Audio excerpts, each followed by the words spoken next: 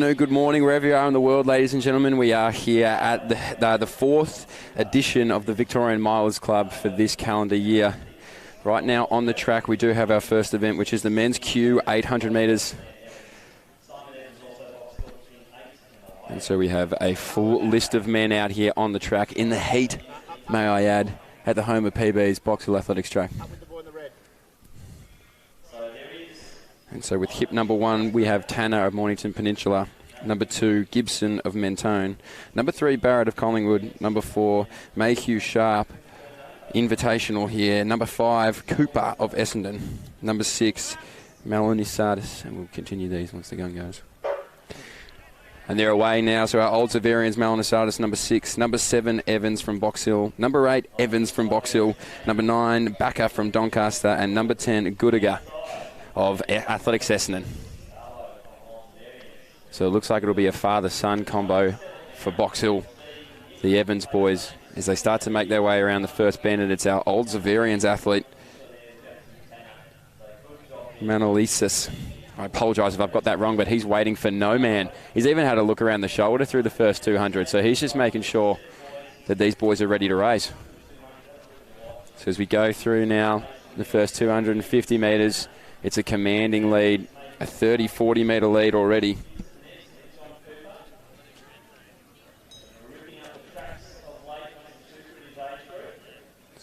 And Manolitsis coming down to the bell now on the clock. We currently have 59, 60 seconds. So he's going to go through and roughly the 70-second mark, maybe just a touch over. Still having a look around his right shoulder. So he hits the bell there, just under 69 seconds for our old Zaverians athlete. So he's going to lead them through. Coming through now is also Tanner. And behind him there is Gibson. So these boys have come through in about the 73, 74-second mark, but it is all our old Zaverians athlete in Manolitsis. They're starting to peg him back a little bit, though.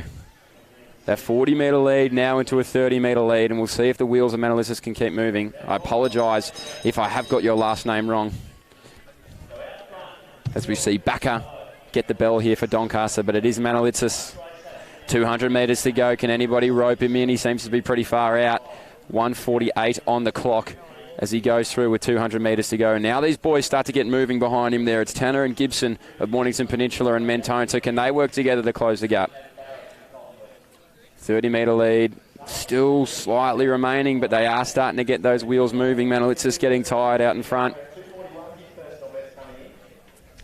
So here we go, enter the straight. He is leading. He might go gun to tape. He's having a look on the inside now, so can we see somebody really start to dig? It may be our Mornington Peninsula athlete in Tanner, so can Tanner get there? I don't think he's going to. It is going to be our old Zats athlete. A 2:41 PB comes through and greets it at 2:28, so he's going to take the win. Tanner behind him there, Gibson in third place. So great racing there.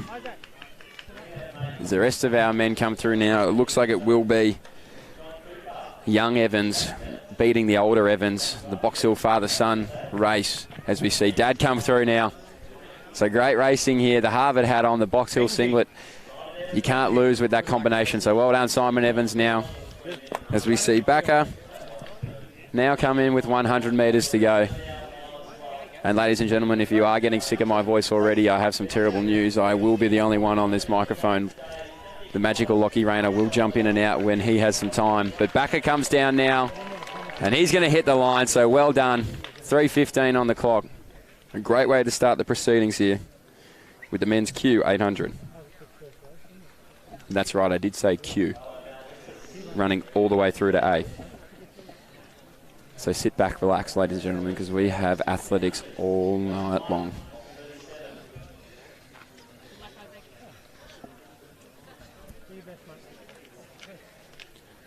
Another field of 10 for this men's P 800. Now after this, we will have our first women's race. I believe the women's L.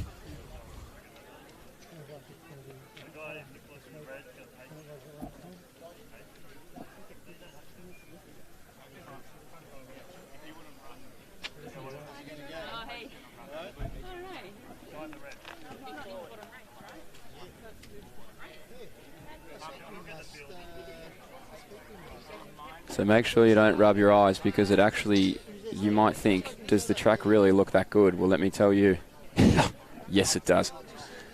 A sensational night here at Box Hill.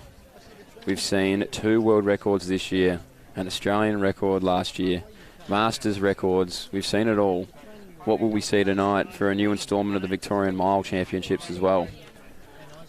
As we see our men's P800 now get behind the line. Stubbs of All Scotch is going to wear hip number 1.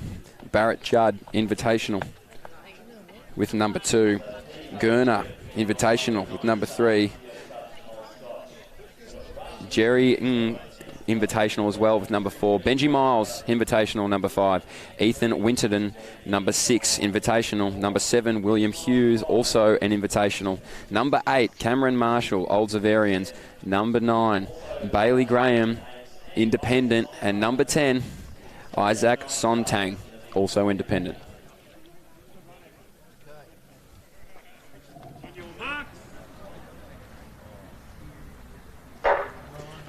And we are away. The watches have been started and the eyes have been lowered, so these boys are going to go off. And it looks like Gurner has already told the crowd to be quiet. I don't want to get too hyped up, and he hasn't even hit the bend yet, so he's about to come out. Gurner, he's going to lead them out by the looks of it. And his teammate, his training partner, whoever that is, tucked in nicely behind him there. And that may be Barrett Judd. So our pacemaker finally makes his way to the front. And there aren't many club athletes in this race. So if you are looking for athletes to train, or whether they've come across from another sport, this is sensational to see here. To kick out our 800 metres. They've gone through in about 38 seconds through the first 200. So nicely bunched.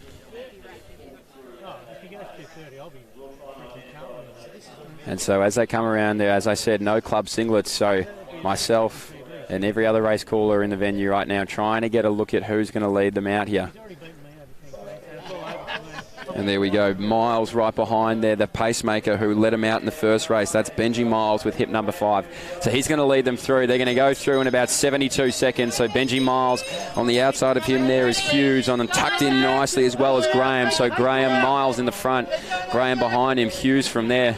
Our early race leader in Gurner, just sitting at the back of that pack. But now he starts to move. So watch the back of the screen here, ladies and gentlemen. Gurner may be the one to make a move, as now he just tucks back in there, but it is still Miles. He puts about 5 metres on them. As we start to see them trug along now, and right behind them there is Winterton. So Winterton now, he makes his presence felt. Here we go, 200 metres to go, all gas, no brakes. Winterton says, strap in, boys, it's going to be a bumpy ride. Miles the only one to go with.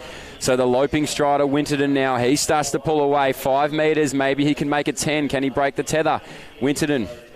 The tether is starting to be broken, so he's got 10 metres on them now. Miles, second place there, heading around the bend.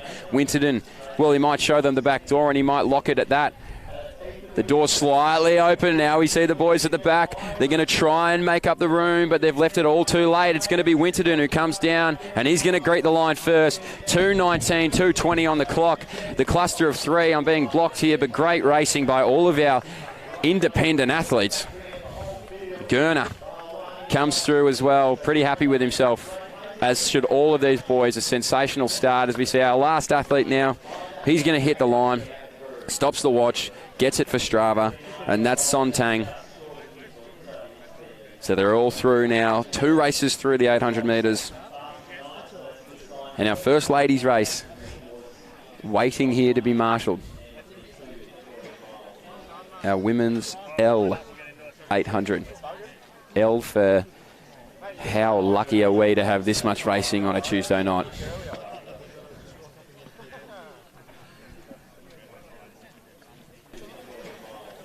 Our women. Is that the club one now, or the school? Is it both? Is it the school one? So as the crowd starts to trickle in here to Box Hill, getting very up and about for this Victorian Mile Championship that will be going on a little bit later. And so on the track now, as we mentioned, our women's first heat of the 800 with hip number 1, Cara Gilbert of Glen Huntly. Number 2, Ella Jones of Diamond Valley. Number 3, Talia Walsam of Box Hill. Number 4, Maddie Buhagier, Independent. Number 5, Zoe Delaney of Collingwood. Number 6, Priya Diol of Box Hill. Number 7, Nikki Semetsididis of Collingwood. Number 8, Erica Gosney of Whittlesea or Williamstown. And number 9, Annabelle Coleman of Ringwood.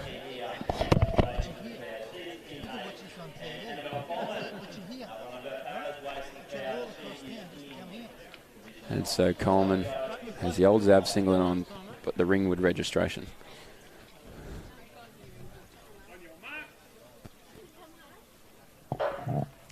And we're away here now, so we'll see who's going to round that curve first.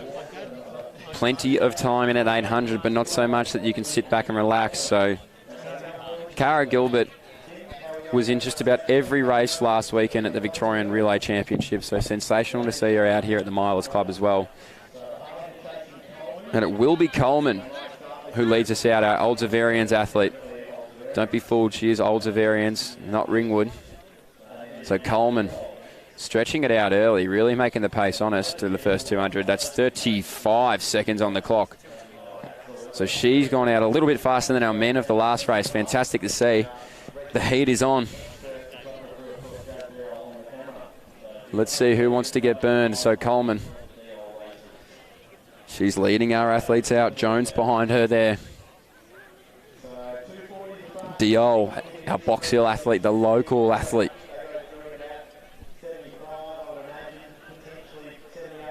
So Coleman looking comfortable out the front, but it will be Jones who's going to try and bridge that gap heading in with 400 metres to go. So they're about 71. They're going to click through at about 74, 75, and so they do. 74, 75. So Coleman in front.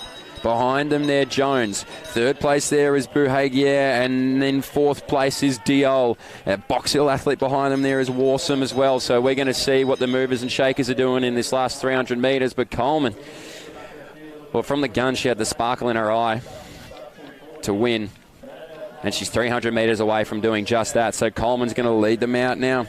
Jones behind there. You think if someone's going to make a move, it could be Jones. But as I say that, Diol of Box Hill now moves her way into third place. So a minor placing here in the women's L800. Coleman out in front, starting to be pegged back. Does she have the legs? 156 on the clock with 200 metres to go. So Coleman behind her there, Jones, who's done so much work to bring that gap. Diol almost slingshotting around that bend there. So let's see what we can do. 150 metres to go around the Ellinghouse corner here at the Box Hill Athletics track. And it is still Coleman leading us out.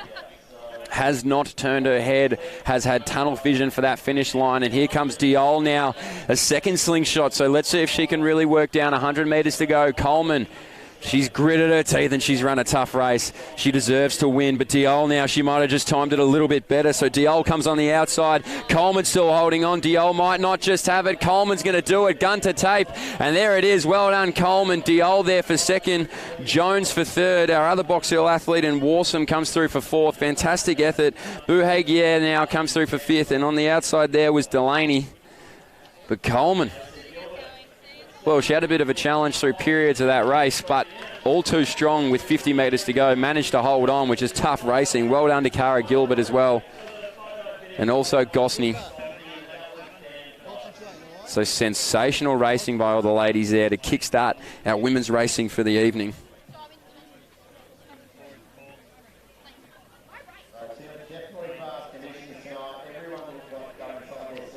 And so our men's O, 800 metres.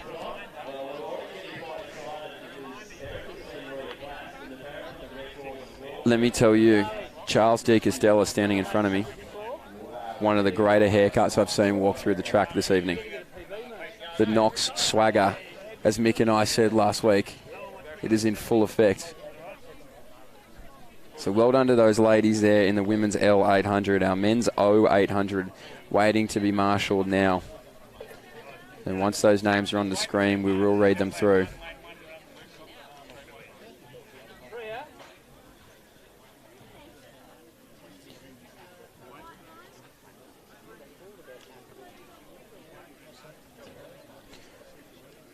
So these boys are waiting for no one as we see the names come up now. So Josiah Backer of Doncaster is going to wear hip number 1. Cooper Proven of St. Kevin's is going to go with number 2. Lockie Warwick, Independent. So watch your eyes, coach, there. That's number 3. Charles D. Costello, the Knox Swagger, in lane number 4. Number 5, Joel Imbriano, St. Kevin's. Number 5. Number 6, Mark Doherty of South Melbourne. And number 7, Aidan Marasco, my apologies there, Doncaster. Number 8, Zach Melch, Independent. And outside, number 9, Ethan Bloss. Next event is men's 800 metres, and we do have 7 starters. Josiah Backer from Doncaster in 1. Kevin's Cooper Proven in 2. So our man on the outside in the red there is our pacemaker. You've seen him in the other 2 800-metre events as well. 7 from Doncaster, 8 Marasco, and 9 from Delos Burton. So feel free, everybody watching, whether on YouTube, where you've come from, where you're watching from. And racing. So these boys are underway now, and they are not messing about. It is the Knox Swagger in the middle there, Charles D. Costello, who might be able to break the lines first. But as I say that, our St. Kevin's athlete on the inside in Proven, he also might be able to make his way through. So Proven now, he's going to just lead him out, but on the outside, our pacemaker now gets to the front. So he's been a bit of a late pusher, the pacemaker, but he always gets his way there. The Knox Swagger, D. Costello. Look at him, sitting in second place there. He's here for a good time, not a long time, D. Costello, so he's going to see what he can do whilst he's on the track, but still leading them out there, Proven of St. Kevin's.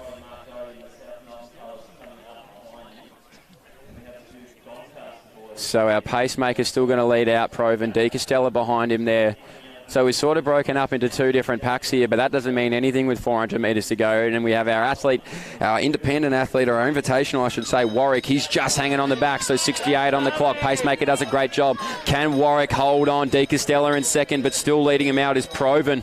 So Proven, can he follow the trend of going gun to tape? But here he comes, the Knox Swagger, Charles D. Costello. He's got the name of Charles, but he's got the haircut of a dirtbag. So Charles D. Costello, 300 metres to go. He is just sitting on the shoulder of Proven. Proven done a lot of the work. And back from there now is also Warwick. So Warwick, he may have just fallen off from leading or winning this race. It looks like it's going to be between Proven, D. Costello, 1:45 on the clock. But Proven puts the foot back down. D. Costello wanted to buy it, and Proven said, you got to have the whole thing if you want this one. So let's see what Proven can do. 150 to go. Proven now starting to extend 2 metres to 4, 4 to maybe 6 now with 100 metres to go. So Proven, don't turn around. Keep your eyes on the prize. And he's going to do it. So Proven, he's going to make his way down this final 100 metres and take the win here in this men's 0800. So Proven, congratulations, well done. Gun to tape again. D. Costello, well, he nearly got caught there by Warwick in the end, so a great finish there by Warwick as our Doncaster athlete now also comes through for 4th place. And that is Marasco. And I'll tell you what, if you like hearing my voice at times, we're about to hear an even better one. An absolute YouTube sensation, a Box Hill local, and that's exactly what we want. Isaac, great to finally meet you. Good to meet you too. Here he is now. So what are we racing tonight? Give us the rundown. Running in the men's D800, so looking forward to it. First 800 race for a while. You don't have to give me specifics. What time we after tonight? So when I'm on the microphone and I'm watching Isaac Babili, what time should I have in my head? Hopefully 156. Got a pacer going out at about 57, 58, hopefully. Love that. So should be able to hold on to that, I reckon. So have you dipped under the 2? What's your 8? I've run 159 at relays, but officially my PB is 210. Oh, so should smash that. We're in for a PB if nothing else. Now, yeah. You need to back me up here, Isaac. Now, you're coached by Stephen Ellinghouse, is that correct? Yep. Former coach, great man. Yeah, he's a good man. I've been pumping up the Box Hill Athletics track every chance I get as the home of PBs and the greatest track in Victoria. What are your thoughts? Oh, yeah, it's a good track. That's why they have all the good events here, you know, all the Milers Clubs this season pretty much. Zatopek, people always run PBs here, so it's definitely worthy of the nickname, the home of PBs. 100% it is. And people think I'm crazy every time I say that. What do you have you got a favourite for the mile championship tonight? Oh, I've got to back my fellow. As I say, that we're underway with the next race, but who do you have for us, Isaac? Probably my fellow under-17s, Wolfgang and Alexander Angus. Got to back them in, but haven't really looked too much at the start list, to be honest. Love that. Well, look, we'll get back to you in a second here as we are underway with our men's N 800 metres, and these boys are going to sort themselves out pretty quickly over the first bend. Right of Nunawading there. It might lead him out, but as I say that, he just gets absolutely swallowed by Sutherland of Glen Huntly. So he does not want the pacemaker 32 seconds through the first 200, Sutherland. So he is not here to mess about. Boys to men, not the band, but we're going to see how they sort themselves out here through the pack. So Sutherland, Glen Huntly, he's going to lead the pacemaker out through the first 300 metres. Behind them there was Wright of Nunawading, who looked like he was going to get to the lead, but didn't quite get there. Kane as well behind them there of Williamstown, and a few of our independent athletes moving through as well. I believe that's Gray. So, look, 67 seconds on the clock. They're not messing around. Sutherland, he's going to lead it out. Behind him there, Wright, as well as that will be Gray. So our independent athlete now in that orange shirt might be able to make his way through. As I say that, Wright says make your way through all you want, but I'm going to be right there with you, so he's not going to let him go too fast. Sutherland, 300 metres to go, puts the head down and says this is big boy time now. Sutherland right behind him there. Still Gray as well, tucked in nicely right behind them. The silent assassin could be Kane, or could we see a move from the mid-pack of the field? 143, 200 metres to go. Sutherland's done all the hard work, but I think it might be Wright. Right now, starting to move around, 150 metres. The Ellinghouse corner has been passed, and passed with class. So here comes Wright now. He's going to move around, 100 metres to go. Behind him there too is Gray, so we might have a race in two. Can Sutherland grit his teeth? I think he's done it for long enough, so it could be Wright now. Wright moving through, but it could be Gray. We'll see if he can get the arms pumping. Wright looking tired. Our Collingwood athlete as well, Viney, he's coming through for a third place, but I think it is going to be Wright. I don't think I know, so it is Wright. 2:17 on the clock. Beautiful racing there. So well done to Wright of Athletics Nunawading. Timed it beautifully. And that's how you want to do it, isn't it, Isaac? That's exactly how you want to win a race. Yeah, for sure. He ran that pretty well, closed fast, which is hard to do in 800 sometimes. Well, I mean, near impossible at times. Yeah. What do you think of the conditions tonight? Yeah, it's pretty good. It's nice and warm, but like not hot, so that's pretty good for an 800. You don't want it to be too cold, otherwise when you're running that quick, the legs kind of seize up a bit. So yeah, it's definitely good temperatures, and the wind's not too bad, so that's pretty good. Did you take it pretty easy at school today? Did you let them know that you're coming for sub 2? Yeah, just didn't do anything. The boys wanted me to play footy with them at lunch, but I had to just sit out. Just had to kick them out to the pack, but yeah, just chilled out, didn't do much. Now, is British Bulldog still a thing, or has that been banned at your school? Yeah, the teachers don't really mind too much, but I think we've all got a bit of common sense now, so yeah, we don't really play that. Common sense. What's that like? No, look, hey, good luck tonight, Isaac. I'm going to be watching out. 1:56 on the clock is the time I'm going to have in my head here. Yeah, that's the goal. Best of luck. Thanks for having me. I reckon you can do it. I've been watching you. I've been watching your training. Cool. And I'm excited to see you rip it. Thank you. Hopefully we'll get you back on here a little bit later as well.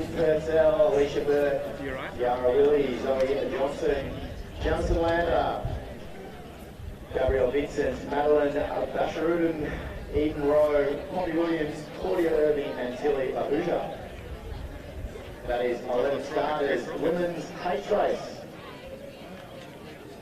On your marks.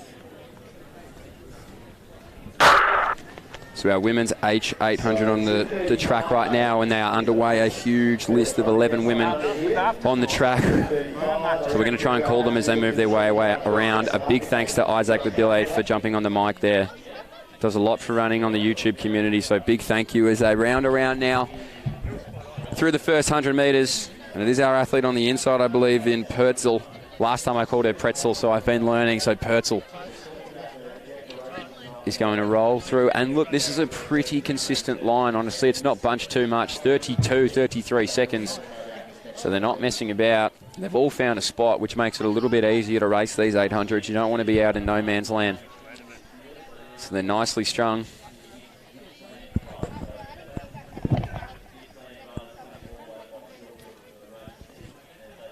We have men and women from all over the state coming down here to race at the Victorian Milers Club. So it is Purcell, I believe, still leading us out, coming down to the bell of this women's H 800 metres, and we'll try and get some hip numbers as they move their way through. I think on the outside there it is Johnson. So Purcell, Johnson. Further out from there is Irving, and right on the inside from Diamond Valley is Lander. So Purcell, Johnson, Lander and Irving are going to be your top four. And we'll see how these things start to make their way known through 300 metres to go. This is really the grit and grind Memphis Grizzlies 2012 areas. So 300 metres to go now. Purcell. Well, she's going to extend even. We thought she might have been swallowed, but with 250 metres to go, that gap of 1 metre has become 5. And doesn't take a businessman to know that is a great investment there. So well done to Purcell. 5 metres ahead, 200 metres to go. 1:49 on the clock. Let's see what she can roll through in. Our Diamond Valley athlete who was tucked nicely on the inside, Lander, might be the one to lead this next pack through. And it is our athlete who was in 5th place. And I believe it's either Vincent or Rowe. I will try and get a look at it. But if it is Vincent or Rowe, I cannot tell. But they are flying around Purcell, who did a lot of the early work. So 100 metres to go. It is our independent athlete, and it is Vincent. So Vincent, 100 metres to go, 80 metres to go, extends it away from Purcell, puts the foot on the gas and leads it right through. So with 20 metres to go, it is going to be Vincent who takes it out in 2:26. Fantastic racing. Purcell holds on to just dip under that 2:30 mark, so well done. Coming through now as well is Lander of Diamond Valley. Behind her there is our Mornington Peninsula athlete. So well done to all these ladies, but well done specifically to Vincent. A sensationally timed race. Just worked her way around beautifully there with about 110 metres to go and just came off nicely into the final straight. So would you believe it? Time flies when you're having fun. We're at our men's M 800 metre. And so if you do hear some feedback in these microphones, you may hear Nick Wall or Tim calling on the track. But don't worry.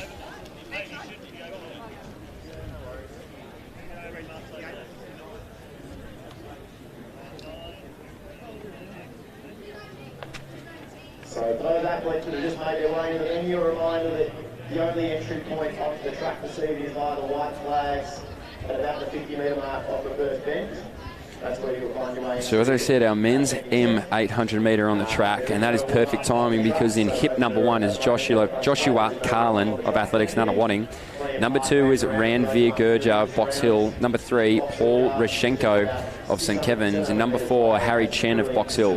Number 5, Kennedy Chen of Box Hill. Number 6, Alfie Lambert of Sandringham. Number 7, Daniel Plotkin of Glen Huntly. Number 8, John Skordakis, independent athlete. Number 9, Liam Michelle of Glen Huntly. And in number 10, Evans of Old Zavarians. So another 10-man 800. And I believe our pacemaker is still floating around. I'll try and get a name on him where I can.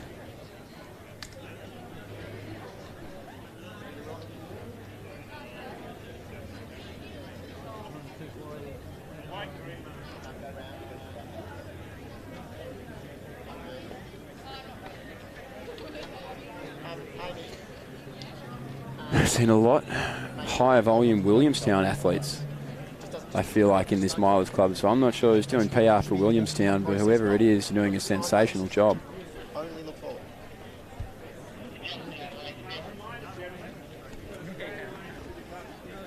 So this one we have Joshua Carlin, Athletics Nunawading in 1. Ranveer Gurja in 2. So Ranveer Gurja in 2. Paul Reshko. Who's the pacemaker? In St Kevin's in 3. So men's M800 here right now. 6. Daniel Plotkin, Glen Huntly. Liam Michelle of Glen Huntly, and Oliver Evans of Old Zavarians in 10. Not sure about that one. And we have pace again coming from Nick in the red. So we may have 2 brothers potentially training partners, whoever racing off. And we are underway here in the men's M 800 metres, and they are flying. They are not waiting for anybody. We are. So Dick They're moving faster than a dad waiting to go to the airport in the morning. So we see our pacemaker now through the first 100. That's the first time he's been able to get there cleanly. And our Glen Huntly athlete in Michelle is going to tuck in nicely behind them there. Gurja, who we've seen as an absolute staple of the Victorian Milers Club over the last year. He's going to tuck in behind, so just on 31 as the pack goes through. 29 for the pacemaker. So the pacemaker's been given some instruction to go fast, and fast is what he's going to do. So the pacemaker, he's got about 5 metres on Michelle, which is totally fine as he strides out now. Gurja behind him there, and also Rachenko of St. Kevin's tucked in there for second, third place. And it is third place because Gurja's in second. Or I apologise, that's not Gurja actually, that's our other Box Hill athlete. So the pacemaker comes through.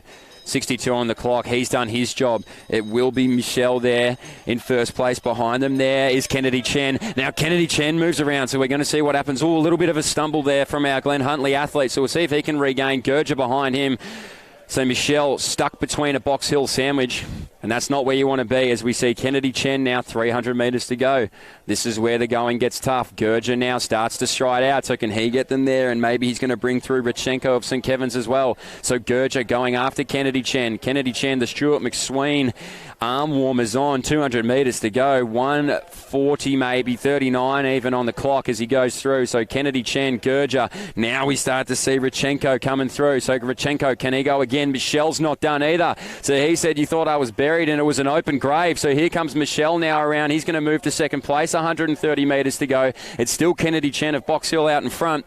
And Kennedy Chen, he moved earlier around Michelle, but I think he might be able to hold on. The rest of the pack now moving. It's chopping and changing. Carlin, I believe that is, of Athletics. Nunawading might be able to move through, but it is all Kennedy Chen. The Stuart McSween arm warmers. He takes a turn around. Will he celebrate? He does. Puts up the W. 2:14 for Kennedy Chen. Rachenko, Michelle now as well. Well done to all these boys. Gurja come through. Our other Chen athlete comes through now. So too does Lambert of Sandringham. But Kennedy Chen shakes some hands, kisses some babies and says, I am the mayor of the men's M800 metres. So well done to Kennedy Chen. And well done to the rest of the boys here in the men's M800 metres. As we move on to our men's L800 metres. And this is just the depth of racing we have here tonight. I'm not sure the specific numbers of how many athletes are competing, but I assume it's enormous.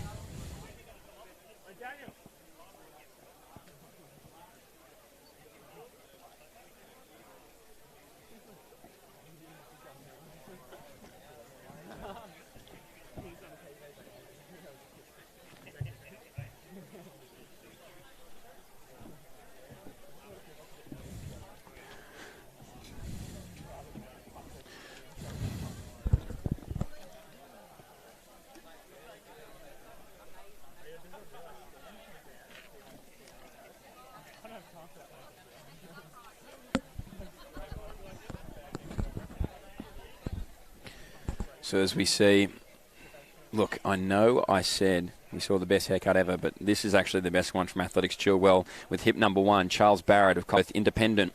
Number 3, Angus Ashworth of Old Melburnians. Number 4, Anmore Benepal of South Melbourne. Number 5, Harrison Carr of Old Scotch. Number 6, Carl Wright of Independent. Number 7, Ryan Costin of Chilwell. So that's the man with the great hair. Number 8, Samuel Pearce of, looks like Ballarat YCW. And number 9, Jack Tan, Independent. And he may be in the Old Zavarian singlet. I'm not entirely sure. So next field here, Charles Barrett of Collingwood. Angus Ashworth of Melburnians. So these boys, so this is where the times probably really start to ramp up now. Independent colours there. Ryan Costin, Athletics Chilwell. It starts to get a little bit closer than what you see these finishing times to be now that we see some of these boys with the higher end PBs. As we heard earlier from Isaac Babile, the men's D800 will be rocking under 2 minutes. So, I know you checked in, are you here? This is your race. You've got 20 seconds for us. Jack Tan. as we wait for an athlete to get to the track, and if he is here, I would love to hear the conversation between him, his parents and his coach at the end of the race. There'll be no Maccas for Jack. So Jack Tan, the start line with the whereabouts of Jack Tan, independent athlete. We've got still a minute to go. If you're listening to me, then you're obviously not at the track, so I won't call out for you. Maybe ran a PB in the gardens in his warm-up. So I just didn't want to listen to you for 2 laps. Some of the athletes come here just for my dulcet tones, Tim. On your marks.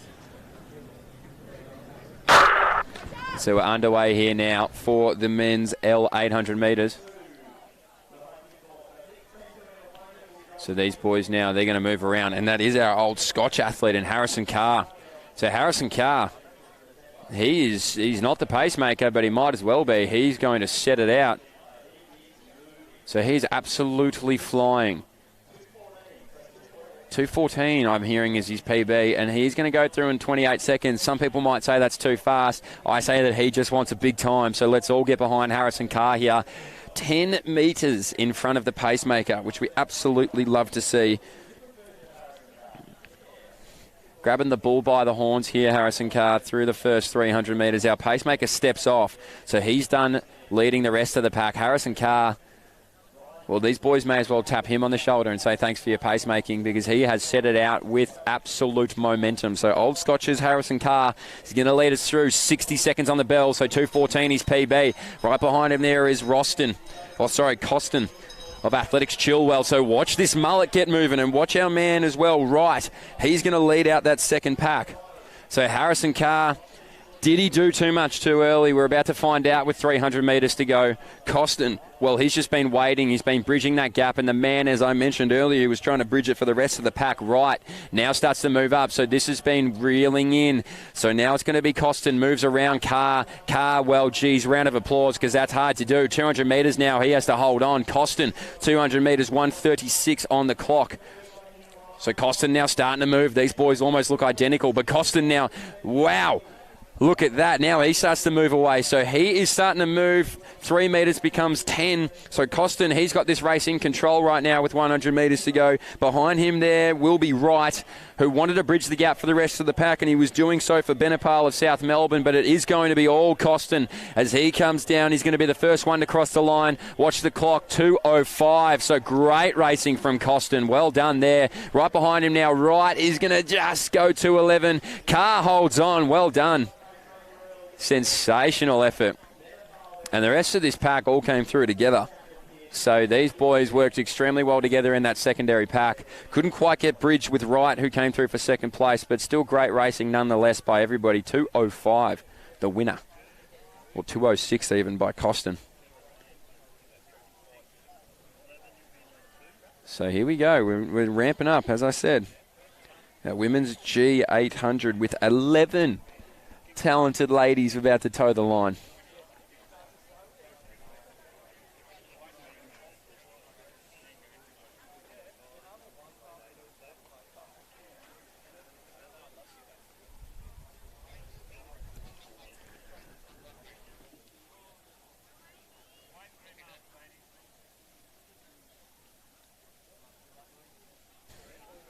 And so we do have these women's G800 on the field. We appreciate all of your YouTube comments. Michael Messini, a keyboard warrior. Where are you, Mick? Where are you? So on the line now, Pippa Gray with hip number 1. In hip number 2, Claire Beaton Wells. I won't read the club because we need to get through quickly. Number 3, Emily Mifsud. Number 4, Erin Mariner. Number 5, Amaya Summer Ali. Number 6, Amy Caris Brett. Number 7, Alyssa Chapman. Number 8, Madeline Williams. Number 9, Sophie Johnston. Number 10, Maddie Tarabay. And number 11, rounding it out on the outside, will be Grace Young. So a huge field here. The biggest thus far. And so we are away. So let's see who's going to lead him out. I'm unsure if that's a pacemaker on the outside or just an independent athlete. So safe to say if she does make her way to the front, she may be the pacemaker. So through the first 100. And this is going to pack up nicely. We're going to see who brings them through, but it is going to be about a pack of 6 through the first 200 metres. And that's a nice place to be. Everybody just about inside of that lane 1 line.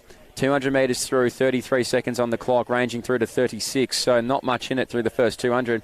And here comes the jostling now, so you'll see our athlete out in front. We'll confirm whether she's a pacemaker or not as she rolls through. And maybe it may not be, so we're going to wait for them to come around. Again, a lot of independent athletes in this race, so great to see people not from clubs getting the traction of Milers Club going as we come down 400 metres. So, right, we have Johnson leading it out, not a pacemaker at all, just an athlete who wants to get after it. We love to see it. Karis Brett, she's right behind her there in second place and tucked in nicely. Our Athletics Essendon athlete in Mifsud right there, back about to lead the pack through is Beaton Wells. So let's see if Beaton Wells can bridge that now. Plenty of time left for this race to absolutely change around, and that's exactly what it's going to do. So now we see Karis Brett, and I apologise if I've got your last names wrong, Mifsud right behind her there, so 280 metres to go. The rest of the field now, well, can they do anything? It doesn't look like they might be able to. It may be a race in 2 with 250 to go, so if you're not sitting down, I would sit down, and if you're not on the edge of your seat, well, get prepared, because with 200 metres to go, we're in a race of 2 right now. We start to see a little bit of movement, though, 200 metres to go in the back of the pack, so this is going to be an interesting finish, and bang, like a bullet out of the gun, our athlete in 3rd place there. I cannot tell you who that is because I cannot see her hip number, but she is flying, so she may be able to motor down our lead 2, and that's exactly what she does. So I thought it was a race in 2. Within 50 metres, it's now been blown out, so our athlete who was sitting in 5th place has absolutely bolted through. So 80 metres to go, and it is going to be Summer Alley of Glen Huntly. Well done. Take your hat off. That is racing. Congratulations on a Tuesday night at 2:27 you're going home with. Great racing there. Karis Brett behind there, and so too was Beaton Wells. Mifsud settling there for 4th place, but wow. Summer Alley came out of absolutely nowhere. The clouds, some may say. There's not a cloud in the sky, so it couldn't have been from there. Of course not. It's Milers Club at Box Hill. It's never a bad weather, but well done. Summer Alley of Glen Huntly. And not quite as many athletes as our ladies race, but we do have 9 men starting here in the men's K 800 metres.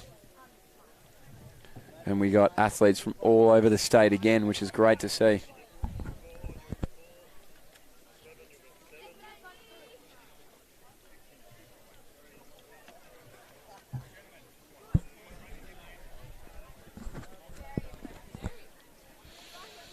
So a few boys here. Must have been a convoy from Athletics Chilwell. Seen 3 or 4 of them thus far, I should say. So on the track now with hip number 1, Charlie Muraka, independent. It could be Maracha, I apologise. Number 2, Jack Ellis of Chilwell. Number 3, Ben Foster of St Kevin's.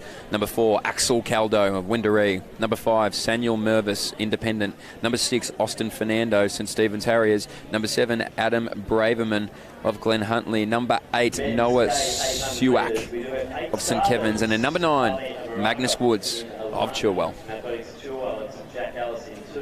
And so I will say again, everybody, if I get your names wrong, I sincerely apologise. Feel free to tell me in the comments section of YouTube if that's how you're watching along. And any interaction that we can get is greatly appreciated.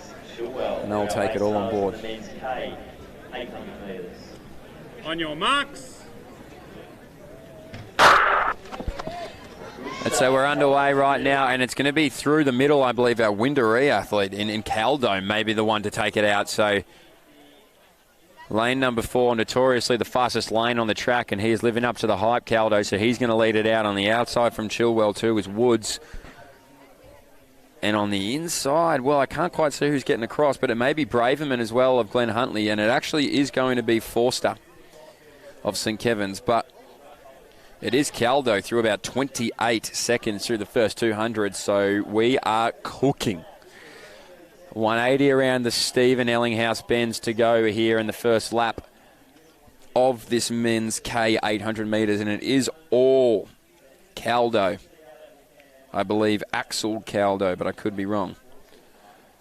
is going to lead us out. And he has not skipped a beat. This is consistent racing if you've ever seen it. 58, 59, 60. So only 2 seconds different there. He's charging out the rest of the pack. Forster now listening to the crowd. They're going to lift. Ellis behind him there. Also Braverman. So we'll see if anybody can get anywhere near Caldo. And maybe we will. So now we're going to start to see some moves. Braverman, he's going to tuck onto the back of that chase pack, which is led out by Athletics Chilwell athlete. I believe it is Woods. No, it's Ellis. So Ellis is going to try and bridge that gap back to Caldo. Caldo did a lot of work early. There's about 20 metres in it with 1:32 on the clock. But now we start to see Forster now. So Forster might be able to bridge that gap. It is pretty big, 150 to go. These boys' arms now, they start swinging, the legs start to give out, and it's going to come down to Hart. So now we see Forster of St. Kevin's start to bring back Caldo of Windaree, but it is still Caldo leading it out, 100 metres to go. Hasn't had a look around, just wants to get to the line, Caldo. So Caldo pumping his arms like you've never seen. But here comes Forster, comes trouncing over the top of Caldo, so he's going to absolutely push to the finish line. It is going to be Forster. Congratulations, great racing. 2:07 on the clock. Wow, that was fast. Who was that? Fernando of St. Stephen's as well coming through. Forster falls to the ground, gave it everything he had, as did Caldo of Windaree. Great, tough racing from all the boys. Hands on hips everywhere. Jeez, Axel Caldo was absolutely going for it, wanted it. A lot of hugs, a lot of love past the finish line. That's what we want to see.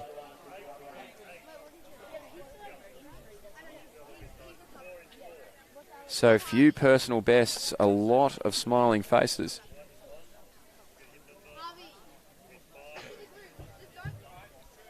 Sensational racing there in our men's K800. And you know what? It only gets faster because on the track now, don't blink or you'll miss it, it's the men's J800.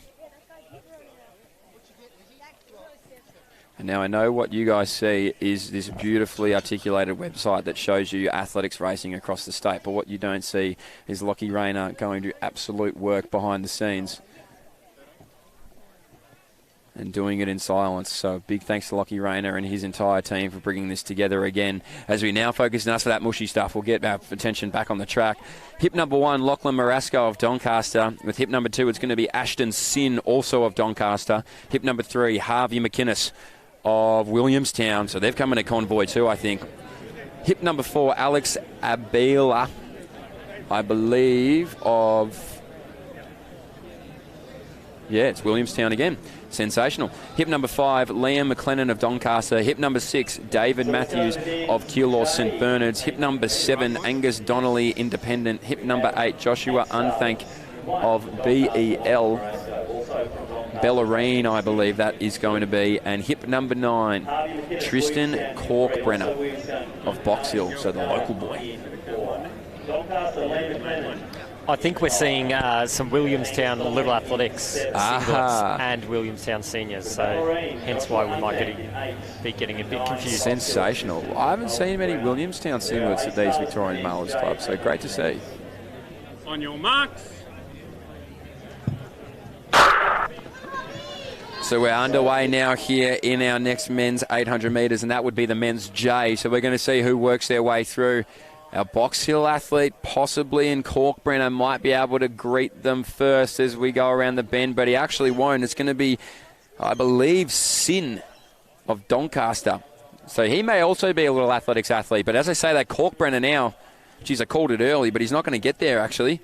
It is going to be Abella, who comes through in 28. So a very consistent theme of 28 coming through the first 200 metres. And Abella waits for no man. He's got 15 metres, maybe generously there. Let's call it 12 on the rest of the pack. So Abella through the first 300 metres, looking absolutely beautiful as he comes through to greet this home straight for the second last time. The next time he might be in a little bit more pain. So Abella, 54, 55 on the clock. He's probably going to clock it through in about 60. 59, so he's gone under. So Abella pumping his arms and away he goes. On the outside there from the Bellarine is Unthank, and tucked in nicely there is Marasco. On the outside there too is Corkbrenner. So Corkbrenner, Marasco sitting nicely there behind Unthank, but it is all right now at the front of the race. Our man Abella Went through in 28, came through in 59, hasn't really dropped his pace and hasn't really dropped his distance either. He's only extended on your screen. It looks like 15 metres, but in front of my eyes, it's 30. So Abella, 1:30 on the clock. So he has only dropped a second per 200 thus far, Abella. That's why nobody can get near him. So it's a race in one. You could even call it a time trial at this rate for Abella.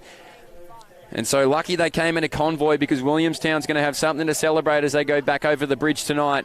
And it is going to be Abella here in the men's J800. Watch the clock and see if he can stay as consistent as he started. Abella, now the rest of the field rounds the bend. It's going to be two Doncaster athletes fighting it out. And as I say that, our Ballerine athlete moves up. But Abella, 2 minutes, 01, 02, 03. So hands up. Well done to Abella there. Sensational racing. It is now also McLennan who comes through on the outside there, Unthank. So too was McInnes, and on the inside coming through now was Sin, but it was all Abella of Williamstown. Well, he never turned around, and he didn't need to, because the only thing standing between him and that finish line was nothing. He did it from the gun. And I know what you're thinking. If you find a good pace, isn't it easy to just maintain it? Well, let me tell you, it is not. That is sensational racing with no real assistance there by Abella. So well done. As we now look to our women's F800. So again, 10 ladies towing the line.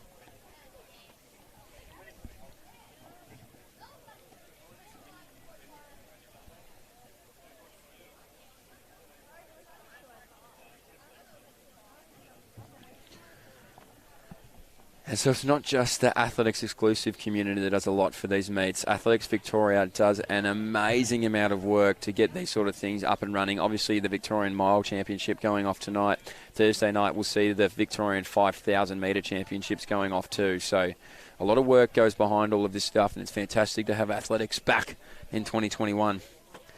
As I said, our women's F800 on the track. And let's rip through it now with hip number 1, Eliza Shivers of Doncaster. Number 2, Ada Hill of Wellington. Number 3 is Molly Butler of Bendigo. Number 4 is Kiara Backer of Doncaster.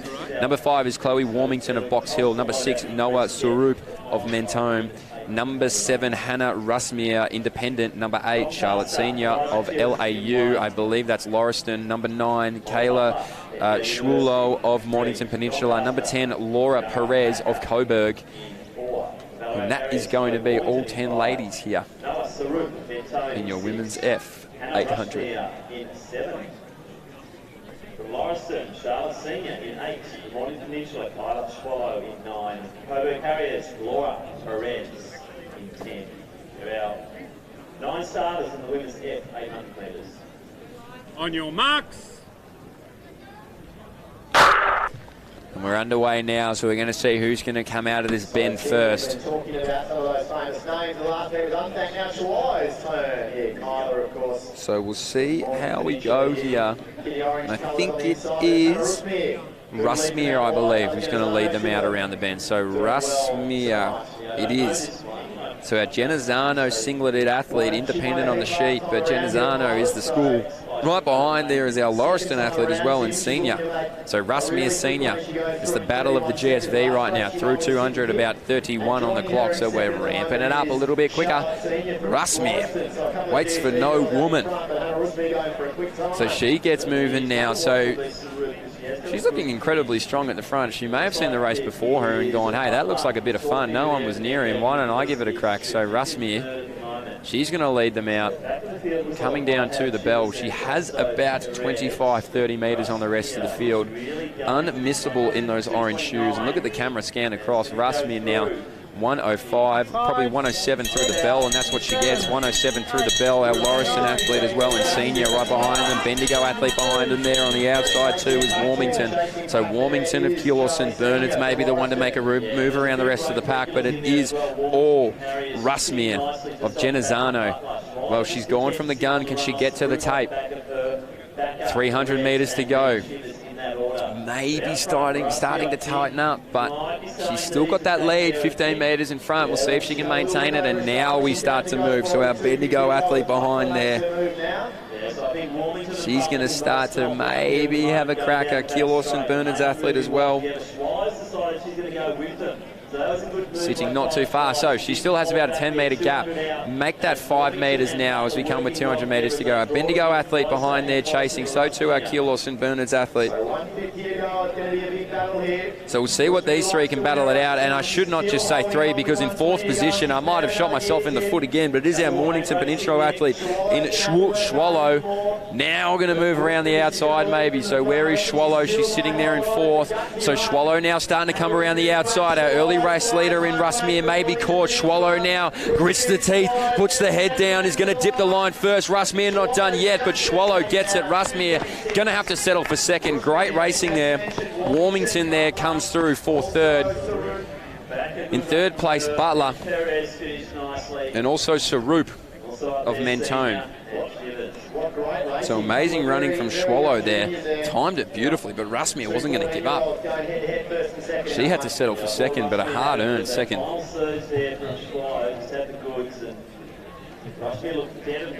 So great racing by our ladies there. As we now look at our men's I 800. So PB there for Swallow, she's a happy girl. And we have a good mix of athletes from the young and old. Actually, I take that back. Mainly young. Mainly young athletes here. And this is the first time I've seen the new Nike Spikes with the air bubble in them. And they are interesting.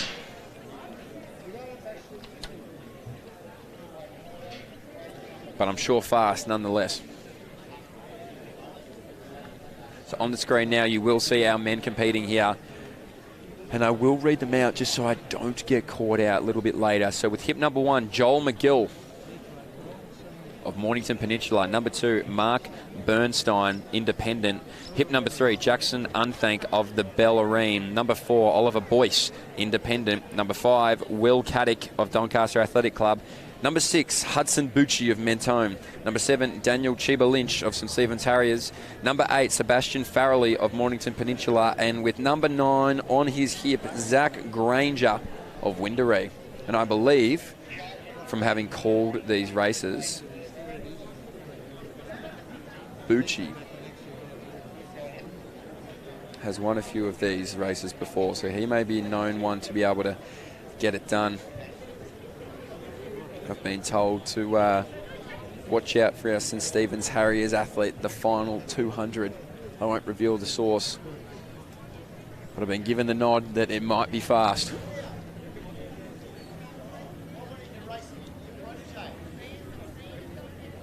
And you've never seen this before, our in-house race commentator heckling the spectators. Unbelievable. There's the rest of these boys now sort of moving around, waiting to get called out. Chiba Lynch, the man to watch apparently over the last 200.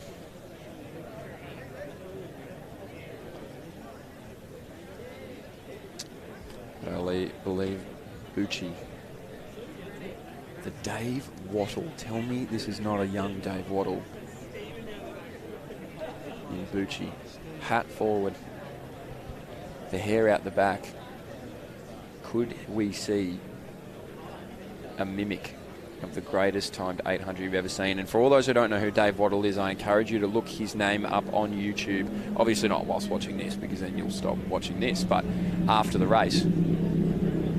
One of the greater 800-metre races you'll ever watch. How do I know? Because he won an Olympic gold. So sit around and watch it as we wait for these men to get on the line. And by any standard of athletics, apart from the Zatopek, a relatively full house here at Boxville on a Tuesday night. Beautiful to see. So a lot of love and support here. Will Caddick, Doncaster, Hudson Bucci, Mentone, Daniel Chiba Lynch, Hudson St Bucci, Stevens, Sebastian a winner Farley, Mornington Peninsula, of Milers Club Granger, before. Windaree. So we're going to have 8 starters in a second. So we're looking somewhere under 205.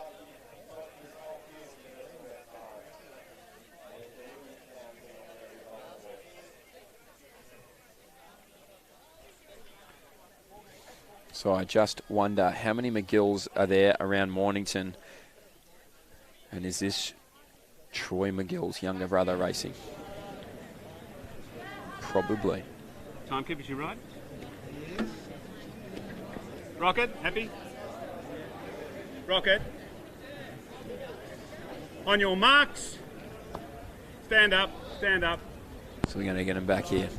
There's McGill on the outside, wasn't quite there. You right? Yeah, okay. On your marks.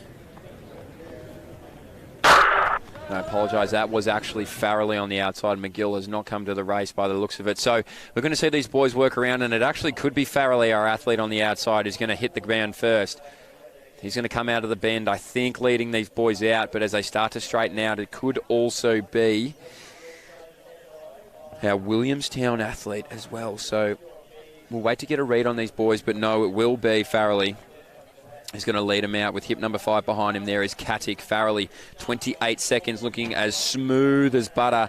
And I hate to say this, but Hudson Bucci, very, very Dave Waddle-esque right now. So we're going to see what happens, but it is going to be Farrelly. Only a narrow lead through the first 300 metres here. Looking strong, looking comfortable. The rest of the pack, well, we'll see who starts to move around. Some boys want to go wide.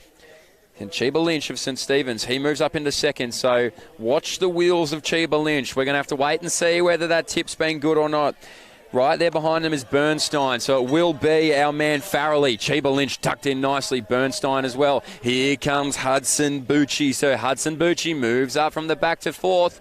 300 metres to go, we're going to see what happens. Here we go now, Chiba Lynch. He said 200 to go, how about 300? So Chiba Lynch now gets right up behind Farrelly. Farrelly done a lot of work, doesn't look nervous, he only looks patient. So 250 to go, Farrelly, Chiba Lynch on the outside. It's Bernstein behind them there as well, and Hudson Bucci maybe. Here comes Chiba Lynch. Is this going to be the Jimmy Whelan slingshot we've been waiting for? And bang, off he goes, Chiba Lynch. Final 200. Well, I got the tip early, and here he moves now. So Chiba Lynch, he hasn't quite shaken him yet. That tether's still strong with him and Farrelly. Farrelly there in second place. Not done with Hudson Bucci as well. Can he start to peg it back? But it is Chiba Lynch who's going to kick it down now. 100 metres to go, so we'll see what he's got. But our early race leader, Farrelly, he's going to tuck in right behind him there, so it's going to be an absolute dogfight here. But Chiba Lynch extends it now.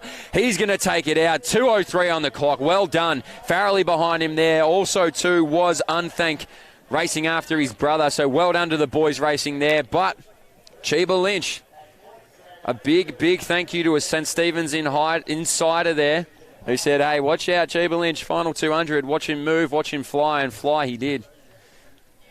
Sensational racing there, I believe, 2:03. If you're listening, my insider, can you please tell me if that's a PB or not?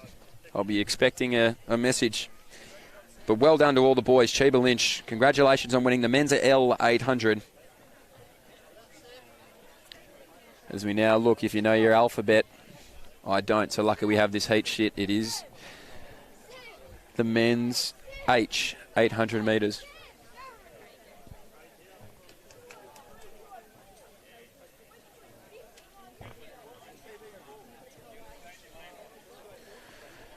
So with hip number 1, we have Ethan Godding of Mornington Peninsula. Number 2, Craig Sanford of Athletics Waverley. Number 3, Jacob Ganji of Coburg. Number 4, Mitchell Wilson of Collingwood. Number 5, Benjamin Purser of Doncaster. Number 6, Neil Brennan of Mentone. Number 7, Riley Richardson of Independent. Number 8, Raymond Jansen of Athletics Waverley. Number 9, Cameron Lee of Melbourne University. And with number 10, Kevin Zhu of Glen Huntly. I want to confirm that Chiba Lynch has in fact run a PB. Thank you very much for that confirmation. So well done for the men's L, but right now we've got to focus on the H. As we get these boys sorted out, all 10 of them, it looks like will be on the line.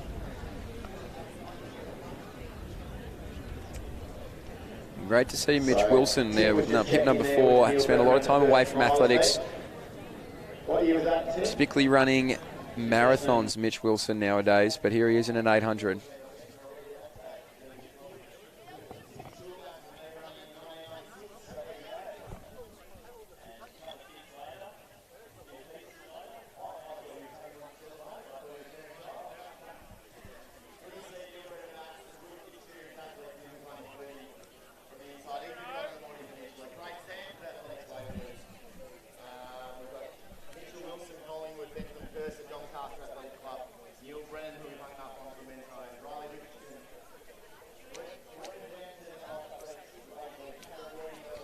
So wait for these boys to get under the way.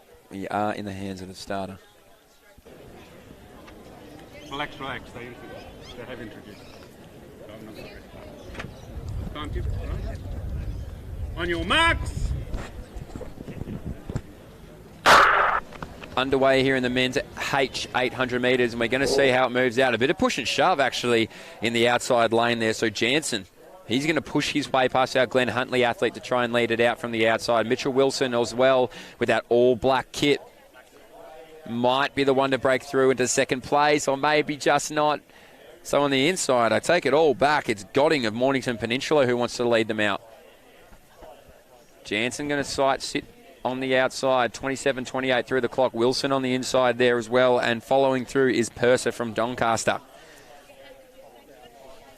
So we'll see how these boys move around, but it is Jansen on the outside now. He's been checked around the out, and we're going to see our Doncaster athlete as well and Purser start to move, but it is Godding of Mornington Peninsula is going to lead them out. Tucked in nicely there is Mitch Wilson, so he's taken the inside of the track. Happy to let the boys do the work, and on the outside now, Zoo of Glenn Huntley. He's done a bit of work to make his way around. So 59 seconds on the clock, checks the watch, says, am I on time? And it looks like he is. So we're going to see Godding lead them out.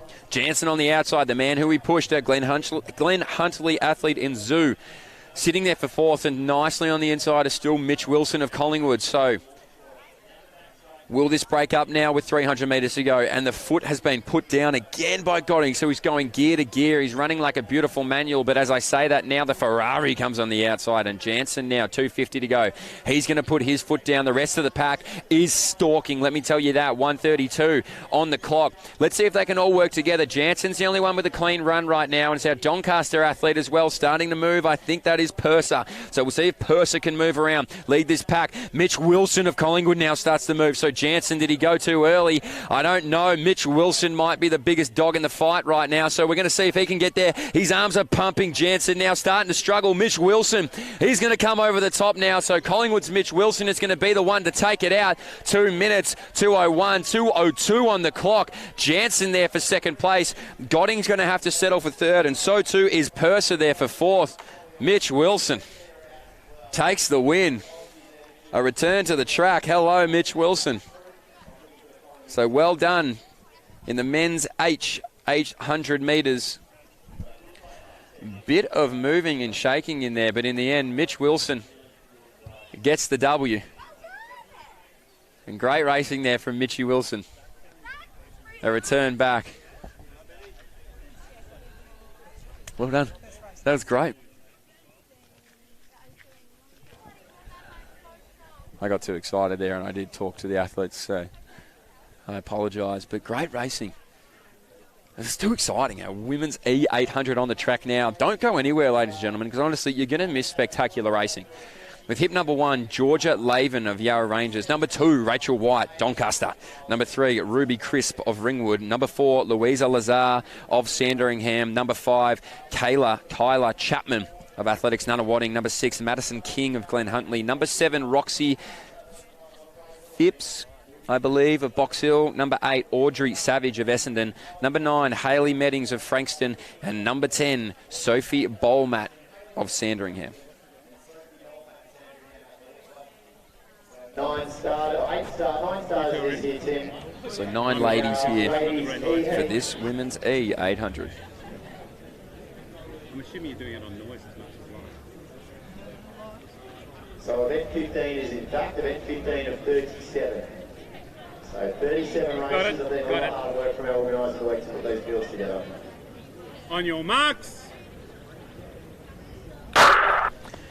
And so we are underway here in the women's E800. We'll see who makes their way through. It could be our athletes in the middle there. So we'll see if they work together. I believe that may be Lazar of Sandringham who might be able to get there. But as I say that, geez, White must have an earpiece in and said, hey, we don't worry about Lazar. I'm going to take this one out. And again on the inside there is Laven. So Laven, White, Lazar. They're going to be the 3. We're going to move it through, so we'll see if they can find a space. 30, probably 2, we'll say. We'll say 32 on the clock, so pretty consistent through the opening 200 metres of these women's races, and it is going to be Laven leading it out from White. Lazar as well And I'll try and get a read on that. I believe it is Crisp. So Laven, White, Crisp, 1, 2, 3, 4, and the hip numbers are going to be 1, 2, 3, 4 leading into this straight for the second last time. But as I say that, a bit of moving and shaking.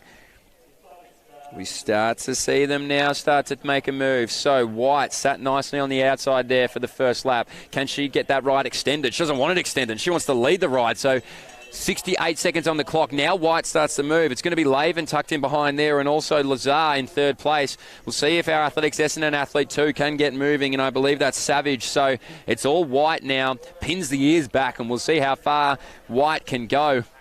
300 metres to go now, and here we go now. Laven wants to lead up the back straight for the last time. All the spectators on the hill are going to be watching on. It's going to be Laven. White in second place.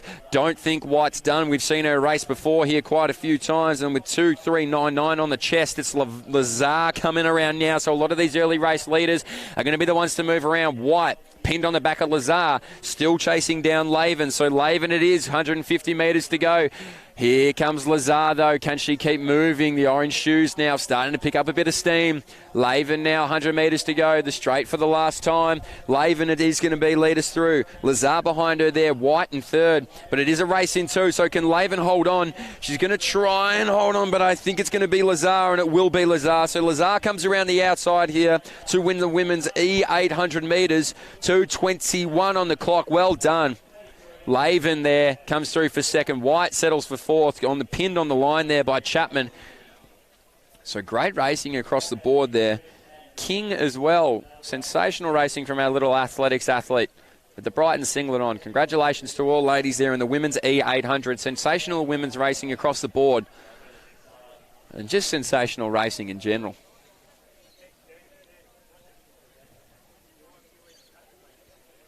Here at the home of PBs. Hagener Reserve. And I don't even think that was right, was it? Hagenauer. I've been on this track for how many years? I didn't even know what it was called. Hagenauer Reserve. Might as well be called World Record Reserve, honestly. Or Jared Clifford World Record Reserve. At the rate he's been smashing them down. So our men's G800 here. 2 races away from Isaac Babile, who you heard earlier as well. But we don't worry about that right now. What we worry about is that we have Finn Staple rocking hip number 1. With number 2 is Julian Horsey of Sandringham. Number 3, Benjamin Stevens, Eureka. Number 4, Noah Wright of Yarra Rangers. Number 5, Seb Dahan of Old Zavarians. Number 6, Nathan Munro of Old Scotch. Number 7, Joshua Augustinus of Old Zavarians. Number 8, Mitchell Pentreath of Knox, the Knox Swagger. And number 9, Guy Frick of Collingwood.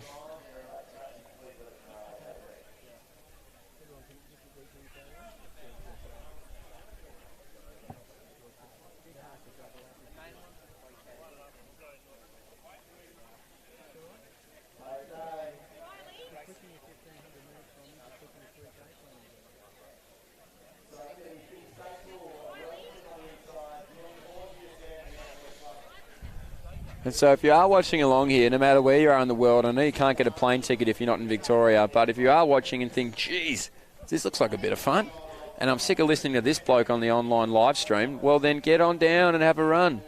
That's what Vic Milers Club's all about. Have you seen all our independent athletes? We're an inclusive family down here. Everybody's welcome. Everybody's loved.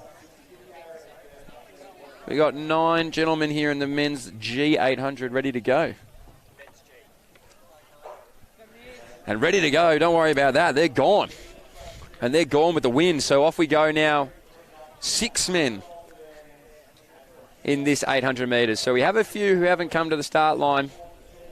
That's okay, probably at home doing homework. So we see these boys now moving around. It's going to be Finn Staple of Wellington, who's going to hit the lead. Maybe get overtaken by our old Scotch athlete in Munro, but probably not. And Staple's going to hit it there. So 28 seconds, Munro's going to have to settle on the outside, and so too is Horsey. So Horsey tucked in nicely. And you don't want to give Finn Staples too much room. He's got a beautiful long stride. You let him have that stride free range. Through the first 300 metres, he's laughing, and that's exactly what he's doing. I can see the smile on his face. So Staples comes down the home straight for the second last time. Tucked in right behind him there is Horsey. So 1-2 on the hips, 1-2 through the bell. Tucked in again, or not really tucked in because he's on the outside, is Munro, but we have 59 seconds on the clock. Now we get moving. So 1, 2, 3 in the hip numbers. Staple, Horsey, Stevens going to lead us out. Munro's 6, and here comes the swagger. Pentreath of Knox now. He's going to move around from the back. 2 second, doesn't want second. He's going to settle for first, and he gets there up the back straight. So it's going to be Pentreath. Can we see Staple go now? So Pentreath is going to lead them through. 300 to go. Very serious, very determined, and it is also going to be Stevens now. So we start to see a complete new set of athletes at the front of this race. Pentreath going to lead it through. 200, 131 on the clock. Here comes Stevens, though. So Stevens now moves through. He's absolutely flying. 150 metres to go. So Stevens now, Pentreath has done his job, and he might not be able to hold on. Our old Zavs athlete as well in Augustinus, he might be able to move. So Stevens is going to be the one to lead it through. 100 metres to go. Augustinus now starts to move on the outside. Stevens on the inside, Augustinus on the outside. You could throw a blanket over him, but Augustinus coming through. Stevens going to hold on. Augustinus will have to settle for second. 2:03 through the clock. Sensational racing there from Stevens. Augustinus, and I apologise if I've got your name wrong again, but he's come through for second. Great running there. Munro of Old Scotch as well. Great early work from Pentreath from the Knox swagger. And so we're ramping it up. Our men's F800.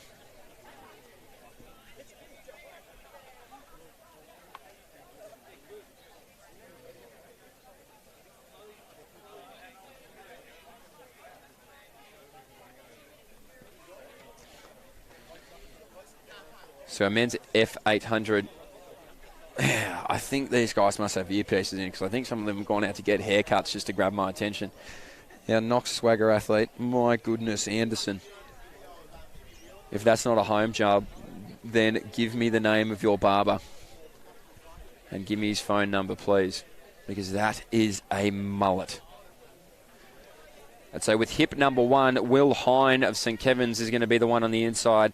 On the outside of him with hip number 2 is Vishnu Satish of Essendon. Number 3, Harvey Anderson of Knox. In number 4, Samuel Lowe of Collingwood. Number 5, Harry Shaw of Ivanhoe. Number 6, Remy Williams of Doncaster. Number 7, Archie Caldo of Windaree. Number 8, Dylan Ego Duarte of Keilor St. Bernard's. And number 9, Scott Benedict of Ringwood. So Caldo, Archie Caldo's younger brother, absolutely got after it a little bit earlier. But as I said, I am entranced by the mullet of Anderson of Knox with hip number 3. And so, ladies and gentlemen, I do not have the PBs of these athletes in front of me. So anything that's run here today seems absolutely amazing to me, and I hope it does to you too. A lot of work goes into preparing for these races. And we'll watch these men get underway in the men's F800.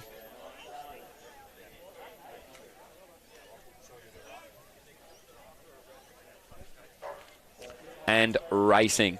We're underway now, so we're going to see where the early leader comes from. I'm going to tip it's either Doncaster and Williams or Shaw on the inside of him. And I might be wrong. Don't follow my tips because it could be Satish on the inside, and it is Satish on the inside. Smooth as anything. Look at that. Does Satish think he's running a 400? If he runs that for an 800, I'll tell you what, someone give him a shoe contract. Satish looking unbelievable right now through the first 200. Beautifully. 26 on the clock. So well done there to Satish, looking incredibly comfortable. Behind him there, I believe, is Shaw, who I said was moving early. And right behind them there is also Archie Caldo. So Archie Caldo, Ego Dawadi as well, just behind there. But it is all the Satish, my bad there. Athletics Essendon, Satish is going to lead it out. Shaw now picking him up. So that first 200-metre pace hasn't quite been sustained for the next 200, but that's okay because we're going to roll through in 56 on the clock, so it's still hot. Satish, Shaw, Caldo, Leading in the swagger there in the next pack is Anderson. So let's see what happens now. St Kevin's athlete in Hine too moving through, but it is still Satish, Shaw, Caldo at the front. They have about 15 metres on Anderson, so we'll see if Anderson can bring that next pack through. But Archie Caldo now, he arches the back and accelerates away. So Archie Caldo, 250 to go. He's going to move past Satish, Shaw, not done with yet. And as I mentioned, Anderson, well, he was trying to lead the rest of the pack. He might do it himself. 128 through that, 200 metres to go. Satish not done. He just needed a breather. So we're going to see if Caldo can hold him off. Caldo, look, he sat back early and now he's made his move. 200 to go. You got to commit, and commit he does. So Caldo, 100 metres to go. Satish just behind him there. Now he moves on the outside. So Satish now comes back. Shaw too. And look at Anderson from the back. Can he come too? Satish, Shaw, Caldo. I think it's going to be Shaw on the outside. And Shaw now dips his head and says, thank you, mother, for the rabbits. I'll take the win here. Well done there to Ivanhoe Shaw in the men's F. Satish on the outside. Caldo too. Sensational racing, and Archie Caldo is absolutely stoked. Second place. That is the strongest hug I've ever seen in my life by Archie Caldo. So he's not just good on the track, he's a great cuddler too. Well done to Archie Caldo in second place, and it was Shaw who did get the win there for Ivanhoe. Sensational racing across the board. I'm going to guess there's a PB there for a few of those boys. So great racing. Satish, I think he thought he had it. He's only just got pipped, to be fair. So well done across the board. As we now look at some very talented ladies about to hit the track. 10 athletes again.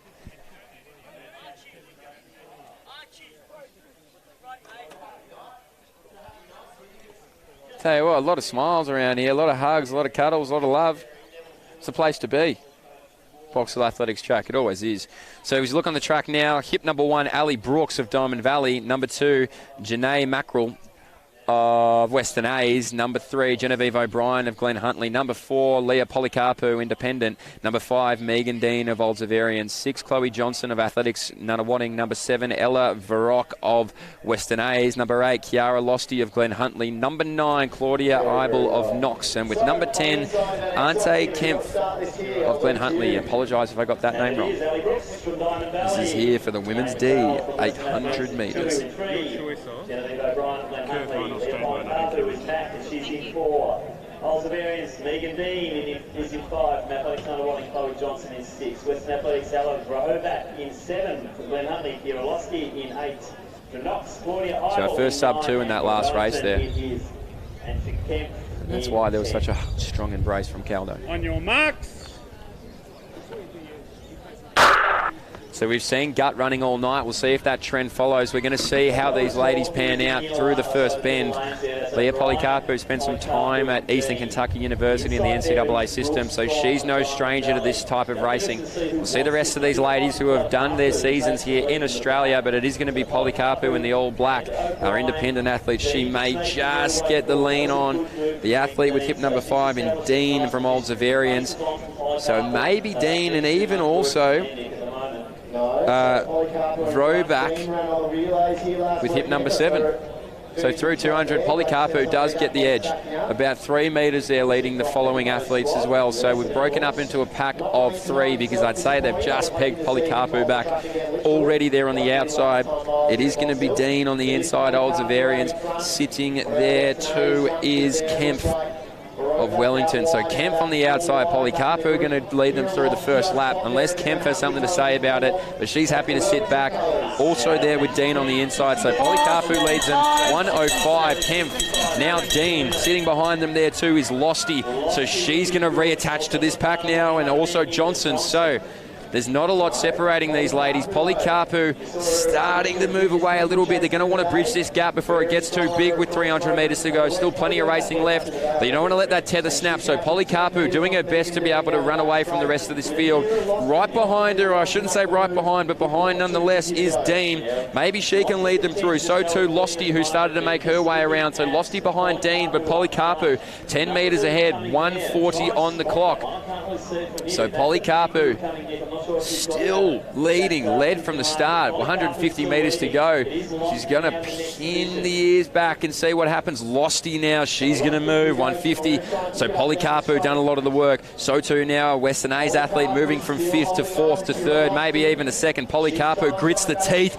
Now's the time to be tough. So Polycarpo, she might be able to be the one to go gun to tape again. We haven't seen it if Losty has anything to do or say about it, and she does. Stamps her foot down now. So Losty now is going to be able to take it out for Glenn Huntley. Losty on the inside, Mackerel 2 for Western A's. Polycarpo, tough racing, will have to settle for 4th. Great racing across the board there, but it is Losty who's going to take it out for Glenn Huntley there in the women's D800. Bided her time extremely well, as I said, 5th to 4th to 3rd, and then didn't want to settle for 2nd, wanted all the chocolates. So Losty gets the win there in the women's D800. Well done. I imagine a PB, if not close to, because that was quick racing. Great running there from the girls. Women's D800 metres.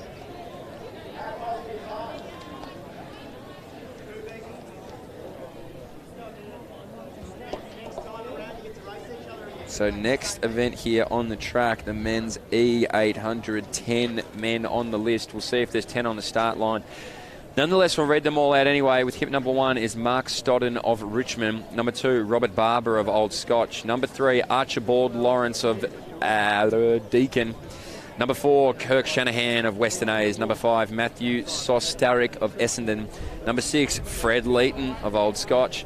Number 7, Patrick Rechenko of St Kevin's. Number 8, Sebastian Brassington of Old Scotch. Number 9, Lachlan Doman of Box Hill. And number 10, Will Richards of Old Melburnians. Fred Leighton, I swear, has run every Victorian Milers Club race for the last 2 years. Our Old Scotch athlete here, and he's grown about 7 inches in the process. So good to see a boy grow up through the Victorian Milers Club rankings here now in the men's E800. You're right. So too Sostarich of Essendon, I believe a Pigs competitor in his school days. So good to see so many blokes out here competing. On your marks. Stand up, gents. So Make just sure a you little can balance unsteady. yourself, guys, so that you're not rocking backwards and forwards. On your marks. And we're underway this time, so not third time, second time luckies. These boys are going to make their way around the bend. Fred Leighton, no stranger to the front. We'll see if he can get there. 3 Old Scotch athletes, if my eyes don't deceive me, and if they do, it could even be 4. So we're going to see which one of them can get to the front, and it's going to be none of them, because it's going to be Stodden, I believe, of Richmond, who's going to lead them out. The only man who can interrupt that is Doman or Fred Leighton, but it is going to be Stodden. 27 seconds on the clock. Now Doman as well. Our Old Scotch boys are going to hunt in a pack. So Brassington of Old Scotch, I believe, in 3rd place there. Richards of Old Melburnians on the outside. And we also have Rechenko. Yep, Rechenko of St Kevin's. But Stodden, more than happy to be the Lone Ranger out the front. He's going to lead them through. He's got about 5 metres on the rest of this pack, and now they might be able to tap each other on the shoulders and start to work together. 58, 59 on the clock, so Stodden going to do it solo. He says, I don't need the pack. I'm Stodden. I don't need anybody. So Stodden's going to lead them out. So too Doman now is going to lead the rest of these boys through. Fred Leighton just pushed out the back, but it doesn't mean it's over as he reattaches. So now we see a new chaser in the pack, and it is going to be Rechenko. So Rechenko now moving through. So too Sostarich. So Sostarich maybe now on the outside, and Sostarich now loops straight past Stodden. So Stodden, he's going to get swallowed by the pack. He might be able to hold on, but it is Starich, 200 metres to go, 129. So he's on pace to go under if he can hit it hot, and that's exactly what he does. So Starich, I should say, he may be the one to lead them through. Shanahan on the outside now. So Western A's Shanahan now moves straight past the Starich, and on the outside there too, Shanahan going to lead him in, but it's also going to be Barber of Old Melburnians, also our Old Scotch, Old Melburnians. St Kevin's have got nothing here on Shanahan. So Kirk Shanahan, he's gritting his teeth. He's dropped his head, 158, so he's done it. He looks relieved. It might be under 2 for the first time for Shanahan. If not, he's stoked with it anyway. Throw a blanket over the rest of them coming through. But Shanahan, a huge move, 2:20 to go, and it's paid off big time. He's taken the W here in the men's E800, under 2 minutes. So great racing by Kirk Shanahan. Didn't want to be the one to lead the rest of the field up to the win, so just did it himself, took himself there to the promised land. Well done, Kirk Shanahan.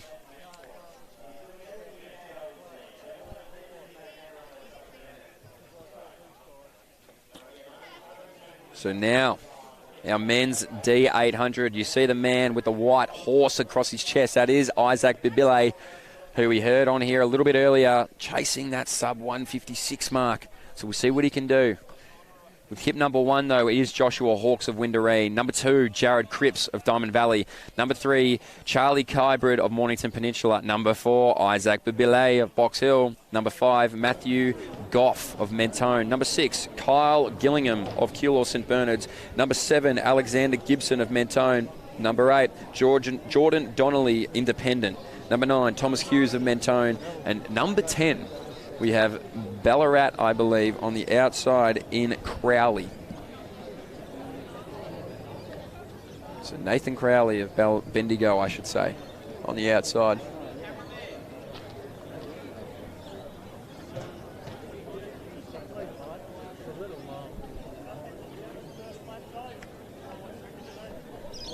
So we've heard here 57 seconds ideally for the first lap.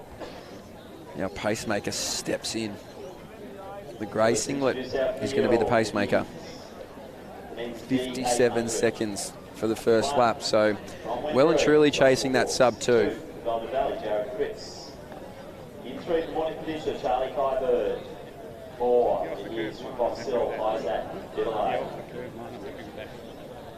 5 from Mentone, Matthew Goff. Stand corrected, 56 is the ideal time here for the pacemaker, so even faster. I've said it once, I've said it twice, hear it for the 3rd time, blink and you'll miss it, so don't move anywhere for this men's D800. On your marks. So underway here in the men's D800. We'll see if the pacemaker can do the right thing and get to the front if the rest of the boys let him. So they're going to be able to filter through. Pacemaker has a look around, so that's good to see. He's going to be aware of his surroundings. So he's going to move through, and our Mornington Peninsula athlete in Kybrid, he may be the one to get right behind the pacemaker. So let's see how these boys string out here. They're perfectly strung out on the back straight, so they know the objective. 27 there through the first 200. So pretty standard here for a pacemaker. He's doing a really good job. He's going to be able to lead them through right on that 56 mark, I reckon. And behind him there is Kybrid. I'll be interested to see what Crowley can do. We've also got Donnelly stepping. So Kybrid tucked in behind him. On the outside there is Goff. Right behind him there is Isaac Bibile, but our pacemaker is going to take him through 55, 56, perfectly on the clock. So 56, 57, behind him there is Goff. So too is Kybrid, and Isaac Bibile of Box Hill. He's sitting there in 3rd, so is he going to be the one to be able to move through? He called 156 at the start. He's going to have to get moving. He's moving well thus far, but it is all Goff right now of Mentone. He's arched the back, and let's see if he can keep that distance. He's got 10, make it 11 or 12 now, so he's starting to move away. The man chasing is Kybrid of Mornington Peninsula, but it's Goff leading them through. 125, 126, I believe, maybe even quicker. So we're going to see Goff be able to lead him through. Isaac Bibile now, he starts to make a move, and so too behind him there is one of our other athletes whose singlet I cannot see for the life of me right now, but it's all eyes, all attention, all focus on our Mentone athlete and Goff. So Goff, 100 metres to go. He's got about 15 metres on Isaac Bibile. On the outside of Isaac Bibile, I will get that hip number, but it is Goff tightening up a little bit, so are the rest of the boys. So Goff, he's going to take it out here in the men's D800. 157, Isaac Bibile 158. On the outside of him there is Donnelly as well, so he's going to come through 158. So too Crowley. On the inside there was Hughes, but Goff takes it out, I believe, in 157. Bibile 158. And so too Donnelly, I believe, in that 158 mark. So good racing across the board there. Pretty close. I'd say that was one of our closest races we've seen tonight. As we now focus our attention to the women's C800. a terrific lineup of talented ladies here.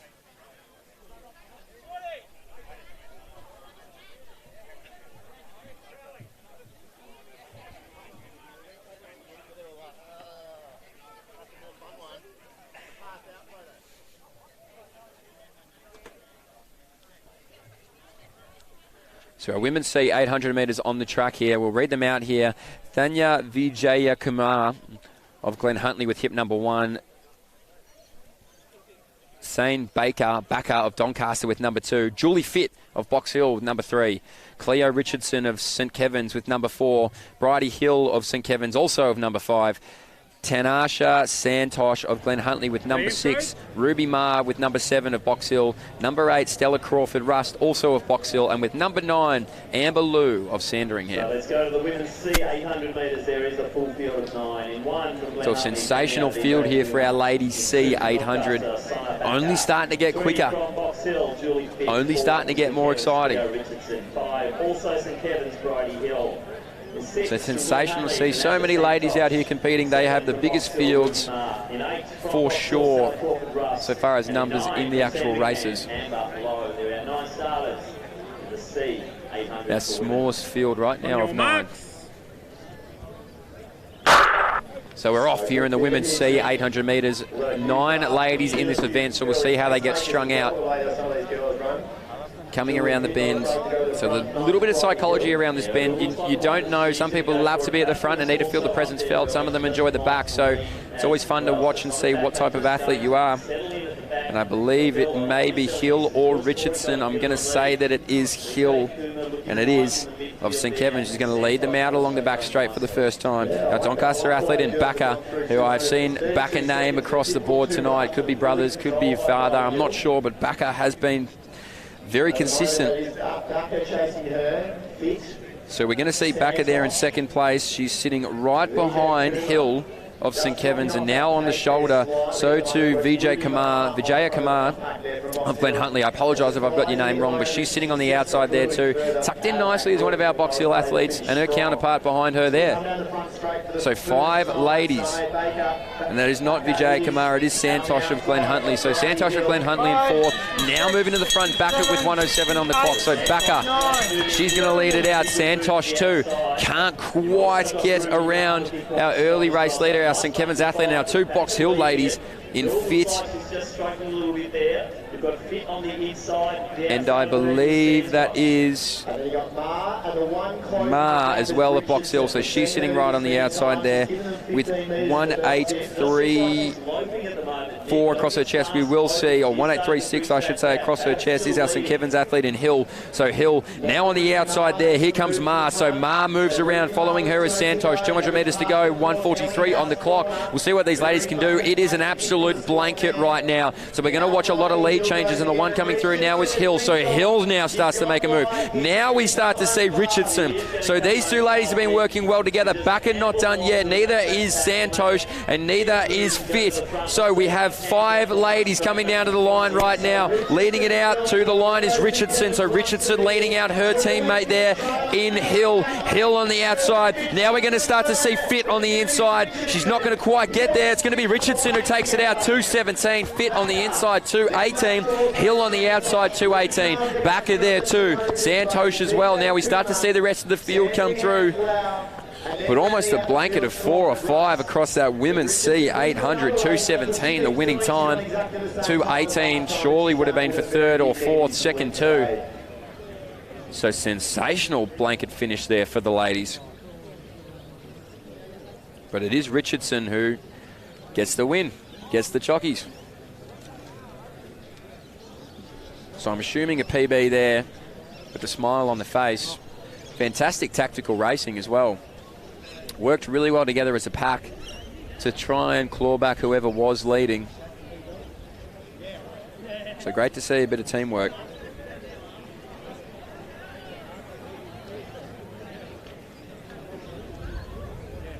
So well done to the ladies there in the women's C 800. On the track right now is our men's C 800. So with hip number 1 is Harry Bowen of St Kevin's. With hip number 2, Finian Russell of Mornington Peninsula. Hip number 3, Aidan Debuson of St Stephen's. Number 4, Jack Scammell of, I'm not sure which club that is, ALB. I'll get back to you on that one.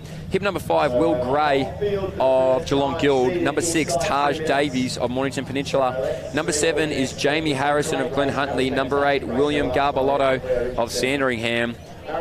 Number 9 is Ogilvy of Box Hill, and with number 10, I believe, Oscar Armstrong of Geelong Guild. Jamie Harrison, Glen Huntly Athletic Club, of course, very prominent over the 400 also. William Garbalotto. So a few boys, I believe, stepping up over the 400-metre distance up to the 800. On your marks. So we're off and racing here in the men's C 800 metres, and they are not waiting for anybody. It is our man with hip number 4, Scammell, who may be the one to lead them out. Tucked in nicely on the outside there is Gray as well from Geelong Guild, but I think it's going to be Scammell who's going to get there. On the inside, Debuson of St Stephen's, but Scammell, Debuson, going to fight between the two of them to see who leads them out along the back straight. It is going to be Scammell, and coming now is also Garbalotto. So Garbalotto, 27 seconds on the clock. He's just hit it there. Just at the front is Garbalotto. Right behind him there is Scammell. So Scammell wanted the lead. He's going to have to settle for just behind it. So these boys now are going to come down the home straight for the second last time. So too beautifully there is Davies of Mornington Peninsula and his teammate in Russell sitting in nicely behind there. So Scammell on the outside. Garbalotto is going to lead them through. 58 on the clock. So Scammell now, he wanted the lead early, but he's got it late. Not too late though, 380 metres to go. So Scammell, now we're moving from the back. Geelong Guild going out into lane 2 now to be able to move around. So these boys are going to start kicking it down. Garbalotto not done yet. I should say Garbalotto. I apologise there. So Garbalotto strung it out nicely. Mornington Peninsula duo right behind them there. It is going to be the training partners, and it's Davies leading out his fellow teammate in Russell. Russell now around the outside. So it's still Scammell. 1:26 on the clock with 200 metres to go. Scammell, Garbalotto. Now we start to see Russell move through too. So Russell, Garbalotto, Scammell, Russell, Garbalotto on the inside. He starts to move. Scammell done a lot of work, but he might be the one who's going to get chewed up with 100 metres to go. Garbalotto was leading early. Now we start to see Russell. So Russell, he's going to ask the question, and so too now from Glen Huntly, Harrison. So Harrison on the outside, Garbalotto on the inside. Garbalotto is just going to hold it, grits his teeth. Well done to Garbalotto there. We see Harrison on the outside. In between them there was Russell, who did a lot of work. Hey, a lot of handshakes. They say, hey, boys, that's racing. Tuesday night racing at its finest. Well done to Garbalotto of Sandringham, taking out the men's C800. So great racing from the boys there. All times flying under the 2-minute mark now. And we're really cooking with talent in our women's B800. 10 ladies towing the line. We've called it 3 or 4 times now. Harrison looked good there out wide. So 10 ladies here in the women's B800. As they start to move out now. So Declan Tanner of Mornington Peninsula is going to have hip 1. Ashley Tregus of Box Hill, number 2. Sky Ellis of Chilwell with number 3. Amy McKinlay of Glen Huntly with number 4. Kira Lee Turver with Mornington Peninsula on number 5. Number 6, Hannah Williams of Doncaster. Number 7, Stephanie Mundy of Wendouree. Number 8, Amy Robinson of Collingwood. Number 9, Carolyn Hyam of Essendon. Number 10, Kelsey Vickery of Mentone. Rounding it out here for the women's B, 800 metres. Amy Robinson, Collingwood. Caroline Hyam, Athletics Essendon. And Kelsey Vickery, Mentone. 9 starters, women's B heat. And we're dead on track, 8:13 p.m. On your marks. And so we're underway here in the women's B800. So only one more women's race for the 800-metre distance available after this. So these women's B are now going to try and get after it. I believe it's Hyam on the inside from Athletics Essendon, who may want to lead it. She may just get it. And I think she is. The only one rivaling her there is going to be our Glen Huntly athlete in McKinlay. So McKinlay maybe just over Hyam, and she's got it there. So 30 seconds through the first 200. Evenly paced and beautifully run. Collingwood athlete in Robinson now as well, moving past Hyam. So it's going to be McKinlay, Robinson, Hyam. Behind there is Ellis of Chilwell. But now, Robinson is going to move around. So Collingwood's athlete Robinson now through the first 300, looking smooth in 49 seconds. Tucked in nicely behind there too is McKinlay. Hyam still there, and as we mentioned earlier, Ellis of Chilwell sitting there for fourth. So the pack has been broken up, and it's been broken at the front too. There's about 10 metres back, 1:03 on the clock. Now we see these other two ladies roll through, and that is McKinlay and Hyam, but they've got a bit of work to do to be able to catch Robinson at the front. So Robinson starting to move, 10, 12, 13 metres, call it what you want, but it's extending, so 300 metres to go. Robinson hasn't looked back, and she doesn't need to. 290 to go, and that's now 15, 16, 17. So Robinson put the foot down. We'll see if anybody's got a higher acceleration, and it doesn't look like they do, but it's still early days. McKinlay of Glen Huntly sitting in second, and so too Hyam in third, 136 coming through with 200 metres to go. So Robinson, she has gone from strength to strength, leap to leap as they start moving through. Robinson of Collingwood not waiting around, hasn't looked around, hasn't needed to. Robinson now, 100 metres to go. It's going to be Robinson of Collingwood with a big smile, big grit of the teeth. Hyam now moves around Ellis, or should I say our other athlete in McKinlay, but it is all Robinson. 2:03, 2:04, absolutely flying Amy Robinson now. So she's going to take it out in 2:08. So blistering time there. Well done. Carolyn Hyam just going to hold on for 2:15, I'd say. A lot of smiles here as well. So McKinlay, a massive smile on her face as we see the rest of these ladies here in the women's B 800 make their way through. But Robinson, geez, had a crack with 400 metres to go, and a crack indeed. Broke them all apart. And that 10 metres ended up being about 30 to 35 in the end. So a great race there for the women's B 800. As we now look on the track, our men's B 800.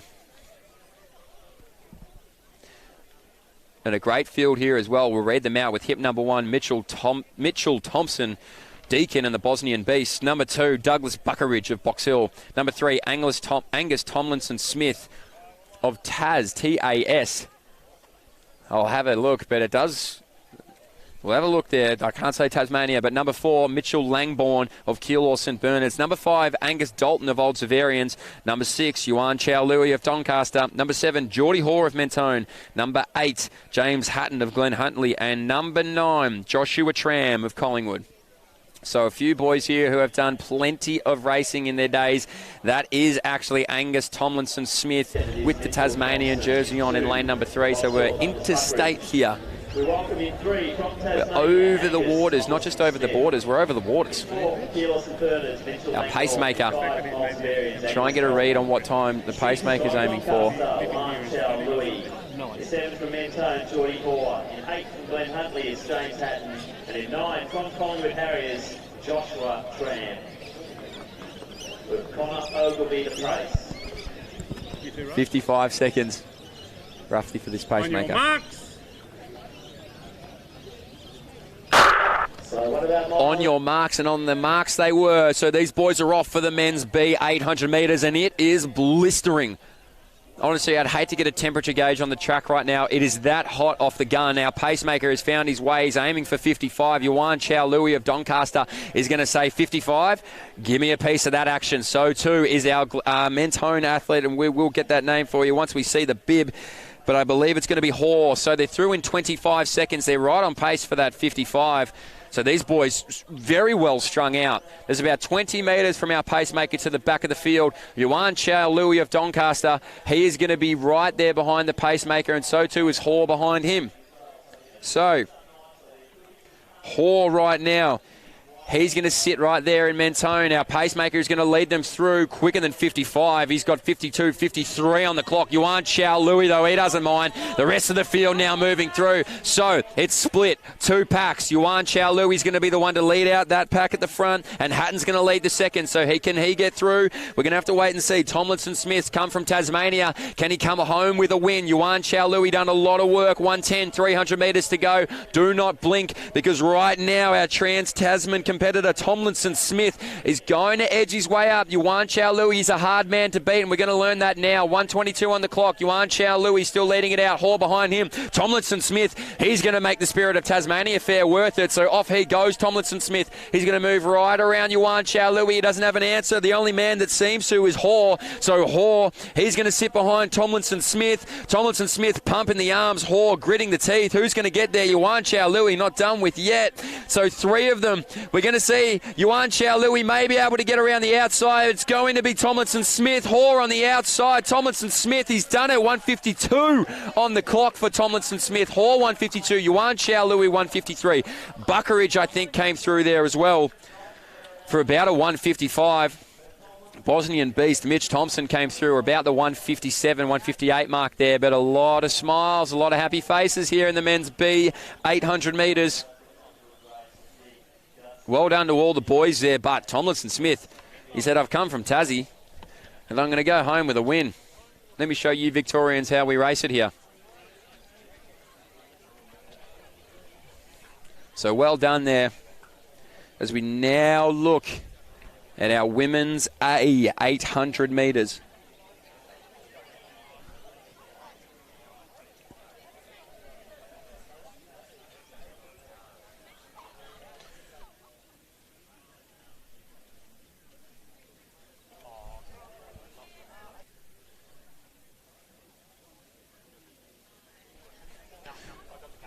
So on the track now, we have our women's A 800. We have 9 ladies competing in this, with hip number 1, Davina Smith, New South Wales. Number 2, Claudia Carter of Glen Huntly. Number 3, Rochelle Kennedy of Western A's. Number 4, Gigi McEnany of South Melbourne. Number 5, Tess Kisrop Cole of Geelong Guild. Number 6, Amy Bunnage of Mentone. Number 7, Kiara Flavel of Yarra Rangers. Number 8, Rachel O'Brien of Wellington. And number 9, Amy Canavan of Eureka. So a lot of familiar names across this sheet.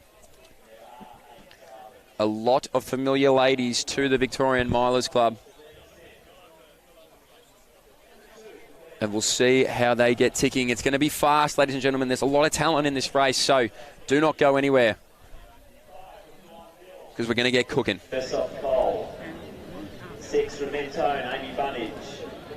7 from Yarra Rangers, Kira Flavel. In 8 from Wellington, Rachel O'Brien. And in 9 from Eureka, Amy Canavan. There are 8 starters in the women's. John Ryan, 800 metres. Thank you. On your marks. So we're off here in the women's A 800 metres. We're going to see there's no pacemaker, so they're going to have to sort this out. Rochelle Kennedy, no stranger to wanting to lead these races out, so watch out for that with hip number 3. We're going to see this now. Claudia Carter on her inside too. She's having a great season, so I can't wait to see how these ladies actually shape it out. On the outside there, it may be O'Brien of Wellington who might be able to get there first. But as I said, Rochelle Kennedy, no stranger to leading, and she might just get there. No, O'Brien is going to get there first. So Rochelle Kennedy and O'Brien hit it together at 29 seconds. Tucked in nicely behind there is Bunnage. So she's done a bit of work across this Victorian Milers Club season. But it is Rochelle Kennedy looking strong out in front. So she's going to lead them through at an honest pace, Rochelle Kennedy. On the outside, Bunnage.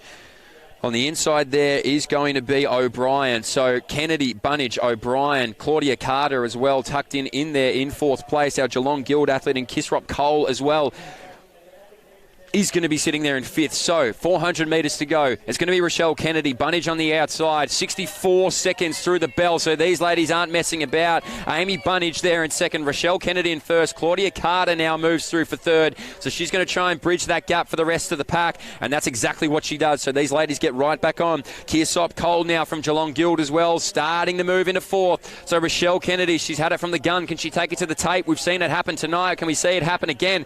Rochelle Kennedy, Amy Bunnage behind her there. Kearsop Cole now starting to move. Claudia Carter too. And so too is our athlete with hip number 8, O'Brien. So throw a blanket and watch them go. 1:38 on the clock in the women's A800. Rochelle Kennedy still toughing it out in front. Right behind her there, Amy Bunnage. So this group has not moved much. And coming from the back here, we're going to see which athlete that is. That's our Yarra Rangers athlete. And I believe that's Flavel. So Flavel now moving from 6th to 4th. It's still Rochelle Kennedy. Here comes Kearsop Cole now. She moves around Rochelle Kennedy. Amy Bunnage on the outside too. Flavel. So Flavel may be the one. It's going to be Kearsop Cole though from Geelong Guild. She's gritting the teeth. Kearsop Cole. She's going to move away and she does just that.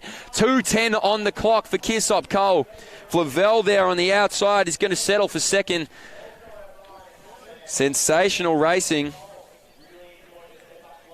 from the ladies here in the women's A800 metres. I believe 2:10 was on the clock.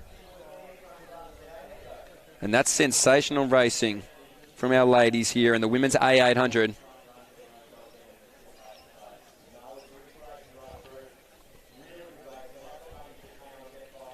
Sensational there. Not sure how many PBs would have been through that race, but good, tough racing nonetheless.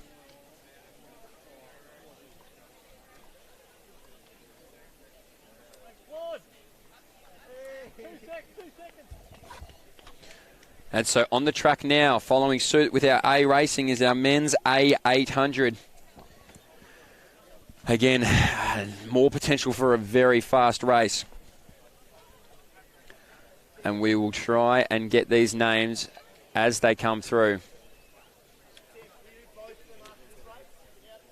So we've got our men on the track. And in lane number 1, or with hip number 1, is Darcy Pound of Box Hill. Number 2 is Brian Wilson of Melbourne University. Number 3, Jake Cobber-Stevens of Mornington Peninsula. Number 4, Adam Pike, Independent. Number 5, Jacob Reed of Deakin. Number 6, Felix Lonigan of St. Kevin's. Number 7, Riley Bryce of Old Zavarians. Number 8, Harrison Carr of Old Scotch. And number 9, Edward Beischer, also of Old Scotch. So we see a haircut to Felix Lonigan here tonight, actually. Really trying to run fast. Darcy Pound, a national medalist in his own right.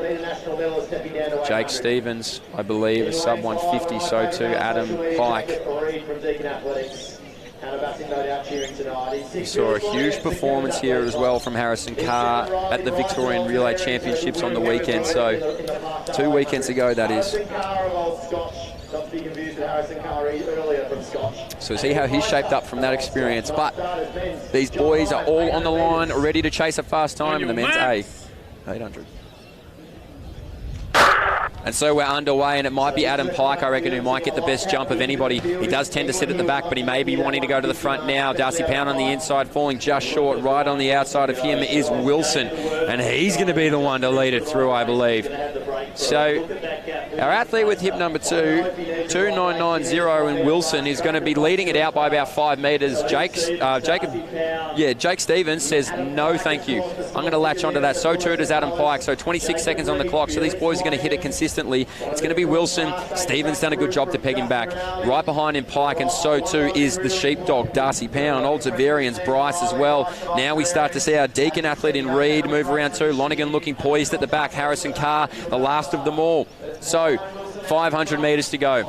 Wilson leading them out. Pike, an experienced athlete in his own right. He might be looking for a sit and kick sort of race. Stevens is good at that too. So 55 seconds on the clock. So these boys are going to really get motoring here in the last 400 metres. Adam Pike, now he starts knocking on the shoulder of our early race leader in Wilson with 300 metres to go. Stevens on the inside, biding his time. Pound 2 on the outside from Old Zavarians is Bryce. So who's going to be the one to lead it out? Wilson still got it. Pike now starts to make his move. So too does Bryce. So Bryce, Pike, Stevens. Don't count out Stevens either. So 300 metres to go. Stevens going to do it from wider. He's going to tuck in. It's going to be Bryce on the outside, I believe. Old Zavarians, 123 on the clock. Pike, though, does not want to give up that inside. So Pike now, he arches the back and accelerates away. The full orange kit. The only man who can go close is Stevens, I believe. So Pike, Stevens, the rest of them are chasing the bickies, but these boys are going for the big one. So Pike now, he starts to move away from Stevens. Stevens not done with yet. A tough competitor. So Pike there on the outside, sort of in the middle of lane 1. He might just do enough. enough, and Adam Pike is going to do enough. 1:51 on the clock. Stevens there for second, Pound there for third. Yeah, and we start to see Harrison Carr as well move through from the back. He's going to come through for fourth.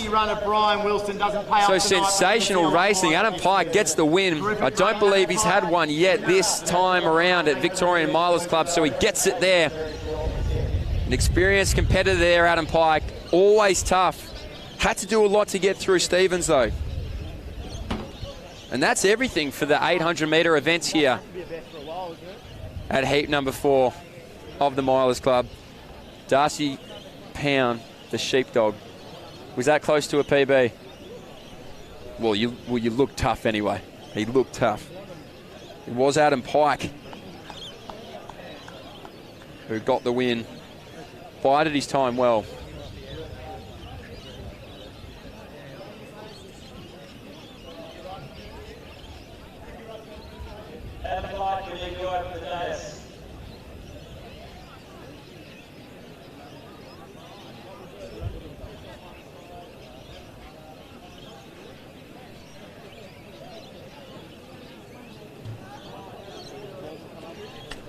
And so that's it across the board for our 800 metres. Sensational racing by all involved as we now turn our attention to the presentations. We may not have them on the feed, but they will be happening. And backing up after this is our women's mile event after these presentations. And take a moment now, take a break. All ready to go. So it is with great honour that once again the Milers Club host the John Hyam 800s in recognition of one of Victoria and Australia's best ever 800 metre runners. So the Hyam family, in conjunction with Athletics Essendon, represented by John Cooper, have generously donated $500 in prize money to the two 800 runners, or winners. So our women's winner tonight, representing Geelong Guild, taking home $250, Tess Kersop Cole. Up on the dais. On the day. So congratulations, Tess. And we'll get a picture with the Hyam girls, all with medals for the mile. That's all right. We'll do that later. All right, everyone up. All the girls up on the dais. Get them all up. Yeah. Yeah.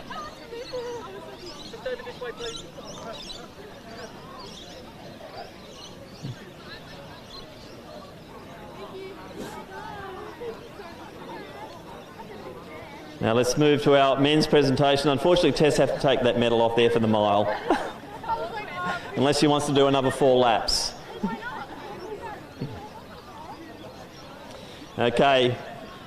We now move to our men's winner of the John Hyam 800 metres. And it is Adam Pike, to be presented by John Cooper.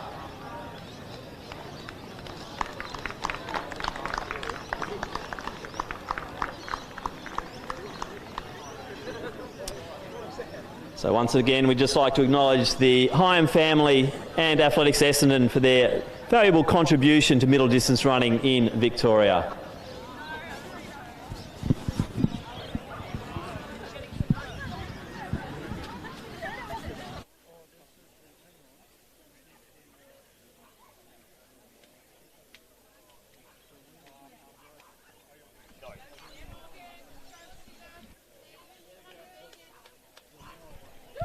So on the track now, we do have our Ladies A.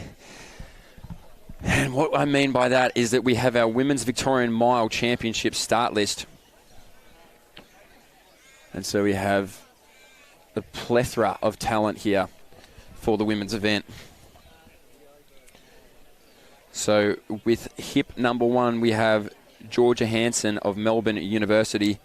Number 2, we have Hogan of Glen Huntly. Number 3, Emma Hogan of Glen Huntly. Number 3, Ellie Sanford of Box Hill. Number 4, Abigail Thomas of Western A's. Number 5, Shanae Landon of Maccabee, I apologise there. Number 6, Tully Rowe of Bendigo. Number 7, Megan Dixon of Deakin. Number 8, Morgan Mitchell of Western A's. Number 9, Emma Jeffcoat, Independent. Number 10, Talia Hayes. Number 11, Abby Caldwell of Doncaster. Number 12, Isabel Girardi of Essendon. Number 13, Lauren Ryan, Invitational. Number 14, Anna Cassipus of Essendon. Number 15, Monique Goldsworthy of Williamstown. Number 16 as well, we have Lily Rourke of Williamstown. And number 17, Sarah Billings of Melbourne University. So an absolute class field here in the women's A800. We have Olympians, we have World Junior representatives, we have sponsored athletes, we have US collegiate athletes, we have it all. We have young up-and-comers, we have some older athletes who are still trying to show that they've got it. So this is going to be an absolute spectacle of women's racing. And so for those of you who don't know, because obviously we don't typically run this race here in Melbourne, and not just Melbourne, in Australia itself, this is the mile event. That is 1,609 metres to be exact.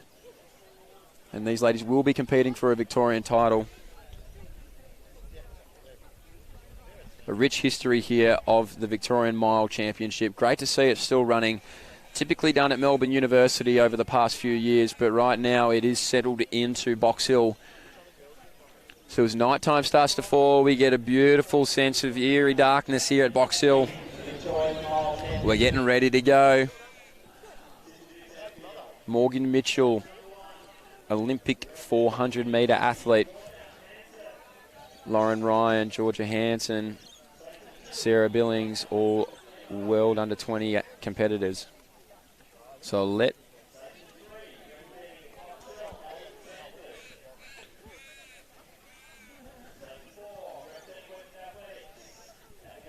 So a great part of the history here is we do get to see all names called out onto the track for the mile championships.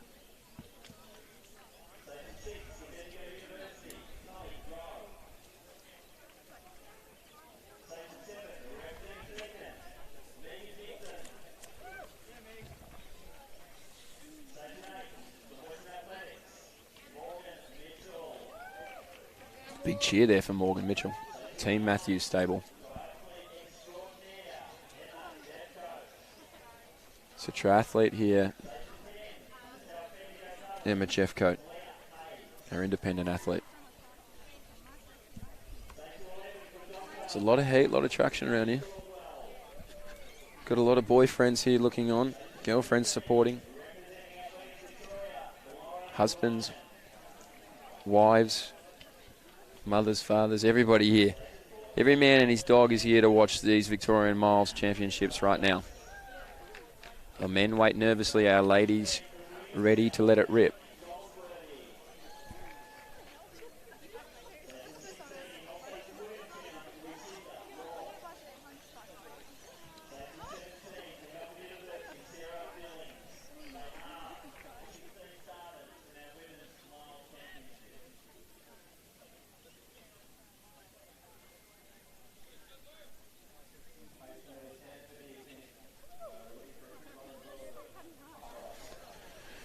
This is going to be an absolute spectacle here as we're in the starters' hands of the Women's Mile Championship of Victoria.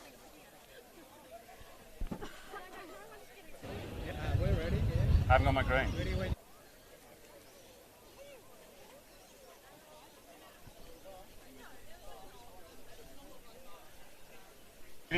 On your marks.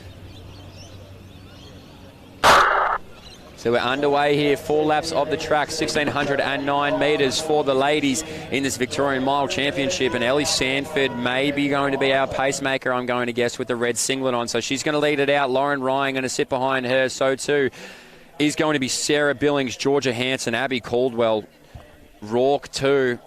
Morgan Mitchell not far away, but these ladies are beautifully strung out early. The only one going with the pacemaker looks like it's going to be Lauren Ryan. So she's got about a 5-10 metre gap very early in this race. Sitting there, leading the next pack is going to be Sarah Billings, working with Georgia Hansen, Abby Caldwell, Rourke, so too Morgan Mitchell. So there is now about a 20 metre gap coming around through for the first 300 metres of this Women's Mile Championship. So Lauren Ryan have spent time at Villanova, spent time at Florida State University. She's no stranger to running these sort of races, so she's going to tuck in nicely behind Ellie Sanford. We'll see how long she's going to go for. Georgia Hansen now. Abby Caldwell not quite happy with the pace of Sarah Billings, so she might move around now and lead this pack through. So too Morgan Mitchell. Behind there also is going to be Jeff Coate, but it's all Lauren Ryan through the first lap. Caldwell now going to do a little bit of work on the inside, Billings on the outside, Hansen, and Morgan Mitchell now moving around too. So too is Landon. So these ladies are going to work really well together in the back of the pack. They can pull young athletes like Rourke as well through and see if we can get a fast time, but the one chasing a fast time right now is probably Lauren Ryan. I mean, she has opened that gap up to about 35, 40 metres, so no messing about. Obviously, Ellie Sanford's been given a pace, and, well, Lauren Ryan's the only one who wants to go with it. So this next chase pack, this next lap is important. The third lap right now, you're going to give a gap like that, you're going to be able to work it back. So Lauren Ryan, the only beneficiary of the pacemaking of Ellie Sanford right now in the red singlet. So Sanford leading out Lauren Ryan. Leading that chase pack is still going to be Abby Caldwell. But as I say that, we could see a new mover and shaker in that pack. And it's going to be Sarah Billings on the outside of it, Abby Caldwell. So that hasn't changed much. Jeff Coate as well, so too Hansen. Rourke now moving through. So Ellie Sanford through 2 laps is going to lead through Lauren Ryan in about 2:17 on the clock. Sanford still going. Lauren Ryan looking really comfortable. We see Abby Caldwell now still letting them through. It's going to be Sarah Billings, Georgia Hansen, Jeff Coate, Rourke, Mitchell, and also our Maccabee athlete there right behind them is going to be Landon. So the rest of this pack is nicely strung out.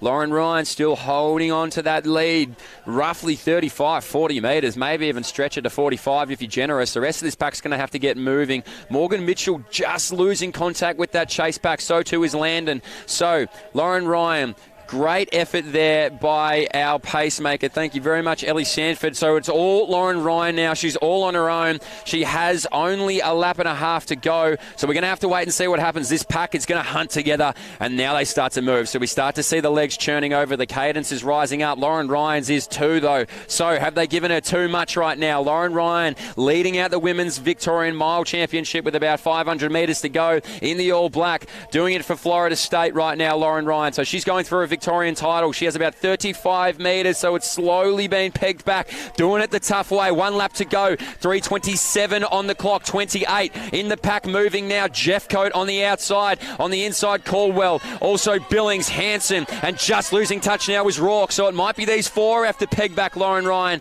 But Lauren Ryan still 35 metres ahead. So it's going to take a lot of work to be able to get her with 300 metres to go. Not impossible, but hard to do. Stretching it out, Lauren Ryan. She ran in the Zatopek, and she ran a fantastic time at that. She's run her race across a plethora of different distances. 200 to go. Approaching 4 minutes on the clock and going to tick just over. 30 metres ahead is Lauren Ryan. Now starting to move, and the wheels start churning behind. Abby Caldwell, so too Sarah Billings and Georgia Hansen. Jeff Coate now off the back of that. So Lauren Ryan still in front. Done the hard work. Look at the 3 behind, though, all working together. They are flying right now. So 35 metres has turned into 2,500 metres to go. Lauren Ryan still in the lead. Lauren Ryan. It's going to be Abby Caldwell leading the rest of them. Lauren Ryan still leading it out. I believe it will be Lauren Ryan. It's all Lauren Ryan. It always has been and always will be for 2021. Lauren Ryan, gun to tape. 4:34. Salutes the crowd. Sarah Billings, Georgia Hansen, second, third. Abby Caldwell, fourth. Jeff Coate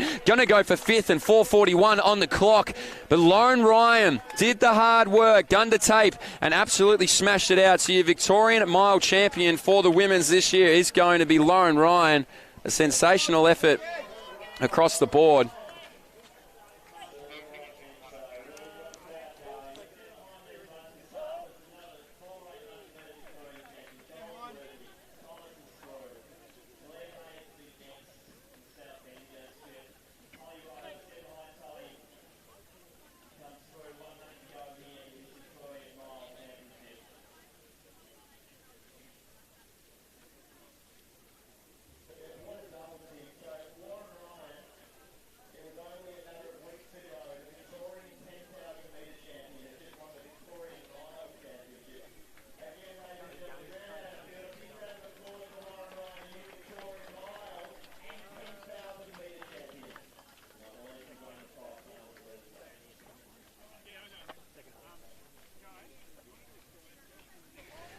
right, so after that Women's Mile Championship, we do have the winner of our Women's A800 Tess, Kersop Cole. We were just learning 400-metre runner, Tess. Yes, yeah, I'm a 400-metre runner. This 800 is very new to me. How'd you find it?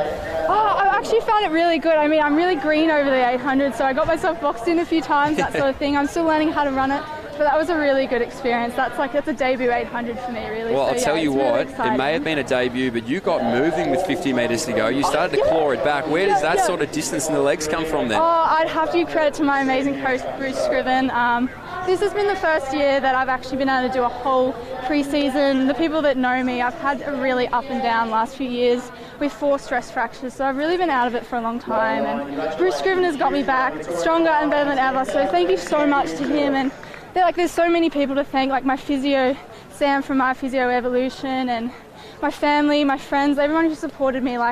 There's been some really down days the last few years where I didn't know whether I could continue with this sport because of my injuries, and I'm just so appreciative for those that stuck by me and got me back. That's amazing. And you've come out with a win in your debut 800. That is tremendous. So I might be doing a few more 800s. So for anybody else who is suffering injuries, for any young ladies out there, do you have a piece of advice or a word to leave them with? Oh, just keep going, keep trying new things. I know for me, I've changed my diet, I've changed the way I train, I've really focused on my sleep and recovery, and it's really paying off. And I encourage anyone who's having similar injuries and just wanting to get back to athletics, contact me. I have so many tips for you, and I would love to share it with everyone. And what got me back to athletics, it's really worked. So that's amazing. Tess Kearsop Cole there, 2:11.62 for your debut 800, a win here at the Milers Club.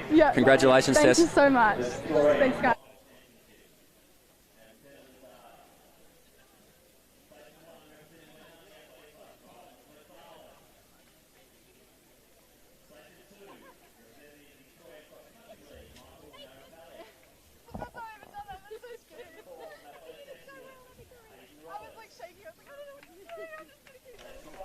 So on the track here, look, we just saw an unbelievable women's I shouldn't even say that, a women's Victorian Miles Championship. Absolutely dominated gun to tape by Lauren Ryan. So sensational racing. And on the track right now, we have Tom McFarlane of Glen Huntly with hip number 1, Michael Marantelli of VCL with hip number 2.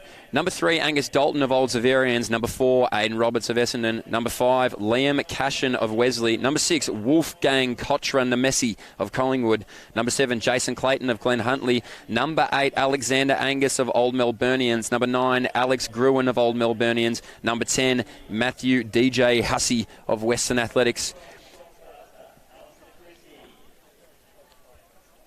Number 11 on here, we have Nathan Pearce, I believe, of Western Athletics. Number 12, Alistair Christie of Doncaster Athletics. Number 13, Lockie Hurd of Casey Cardinia. And number 14, Riley Bryce of Old Zaverians. Thanks, gentlemen. On your marks. So 13 men underway here in the Victorian Mile Championship. Again, the same as the ladies. There will be no pacemaker, maybe no Olympians in this race, but still a star-studded field nonetheless. Michael Marantelli, I'm sure he gets sick of hearing it, but our AFL boundary umpire leading us out here through the first 100. So we'll let these boys settle, find a little bit of room to be able to get their legs. Lockie Hurd, a winner of the Victorian Milers Club not too long ago. Nathan Pearce spent what felt like an eternity at Falls Creek, so we'll see if that sort of translates across to some great fitness. Cash and Hussey, the Western A's boys, are going to be there in a strong force. On the inside from Glen Huntly as well is Clayton. So through the first 200, Michael Marantelli, as we've seen time and time again for years and years, he wants to lead it out. Watch out for the long hair of Wolfgang of Collingwood as well. Slips a little bit to the back, so he's getting checked a bit. A little bit of older experience maybe pushing him towards the back there, but Marantelli, he's going to lead them out. Lockie Hurd on the outside. Nathan Pearce just inside from there. Also, too, is Cash and Hussey, beautifully poised on the inside there. Old Melburnians athlete, I believe in Gruen as well, is going to sit there. And Angus not far away either. So, 67 seconds through the first lap. So, we're not absolutely cooking, but we're still cooking nonetheless. As these boys start to move around, so now Marantelli, he gets the benefit of getting the sit. Hurd now wants to take it. Cashin on the outside of that. Hussey on the inside of that. And so too as well as our Glen Huntly athlete in Clayton. So Clayton on the outside now. Look at Aidan Roberts on the outside of your screen moving out to lane 2.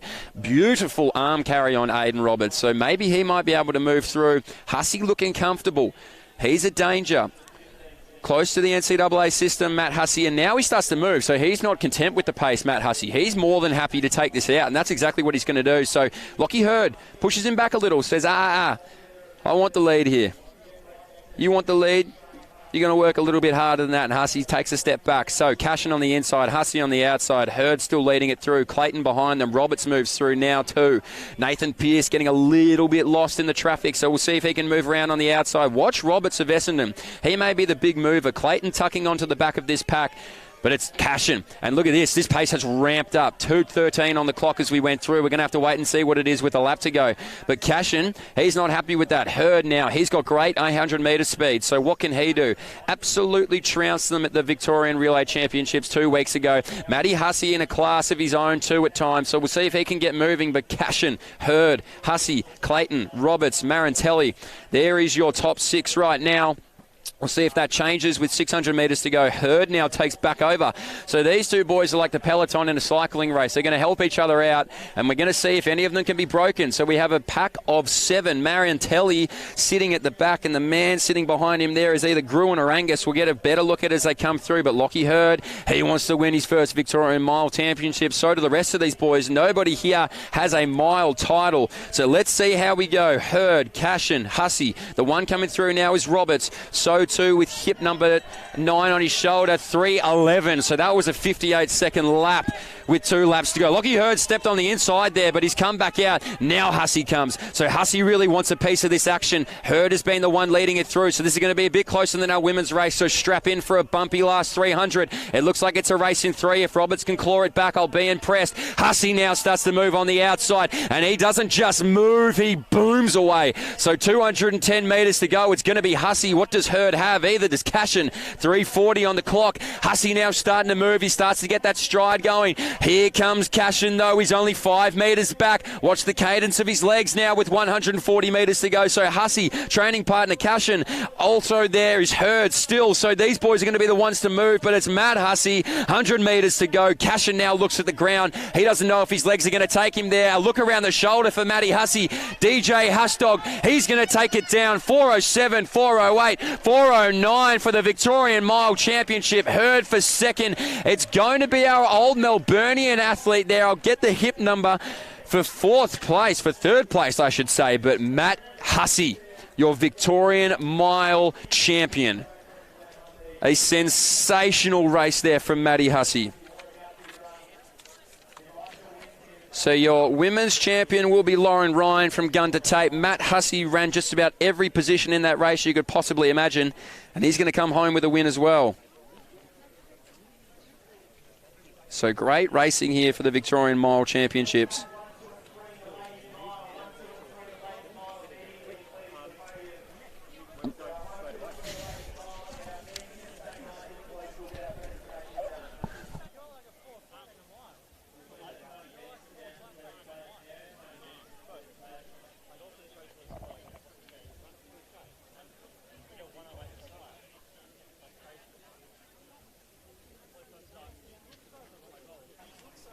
Well, look, long-time competitor, but first-time interview here. Adam Pike, 151.47 to take the win there in the men's A800. How'd it feel? Well, I felt pretty good. It was 4th race for the season, and we start coming into good form now. So, yeah, ready for a big 15 on Saturday. Now, you're a pretty frequent competitor at the Victorian Milers Club. What is it about Milers Club that gets you so ready for the year? You're always guaranteed a good race here. I mean, races are always seeded to what you want, and competition all around you drags you through to a good time. Yeah, well, look, you settled towards the front there early. Typically, you do start to come from the back of the pack, but you absolutely flew in the last 200. Are you having a few little different race tactics nowadays, or was it just where you settled? I mean, I like to run from the back and then just be there at the bell and try to bring it home strong. And most times I'm not really accelerating, I'm just fading the least. And today was a bit weird with the pacemaker, a bit all over the place, but yeah, same thing. You just be there at the bell and bring it home strong. And well, at the bell you were. No one had any answers for you when you started to move around with 100 metres to go. Now, what's next for you? Did I hear a 1500 there just slip out of your mouth? That's it. We're heading up to ACT Champs on a fast track for a 1500 and hopefully get ready for some track classics later in the year. Sensational. So targeting more 1500 or 800? Definitely 15s and hopefully a good national. nationals. Yeah, sensational. Well, Adam, you're always a tough competitor. If you haven't won it, you've either come second or third in any of these races that you compete in. It's my first time winning at a Milers Club, so... Oh, first ever win? First ever win at the Milers Club for Victoria, yeah. Well, we had our last winner as well for the women's. That was her first ever 800 and first ever win, so we got 2 first-time winners. Adam, well done. Thank you, mate. Sensational. Cheers.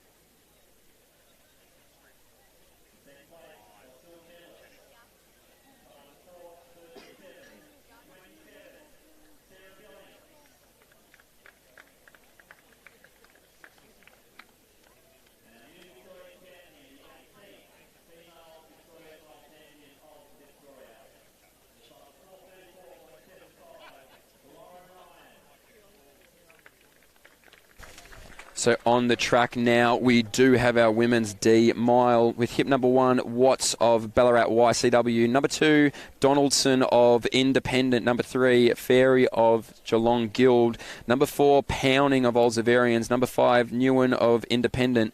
Number 6, Smith of Box Hill. Number 7, Creamers de Boa of Sandringham. Number 8, Black of Glen Huntly. Number 9, Donaldson of Independent. Number 10, Black of Glen Huntly. Number 11, George Murphy of Melbourne University. Number 12, Coleman of Ringwood. Number 13, Michelle of Independent. 14, Ostick Smith, Independent. 15, Hodder, Independent. And rounding it out at number 16 is Elam of Box Hill. This is your women's D mile event.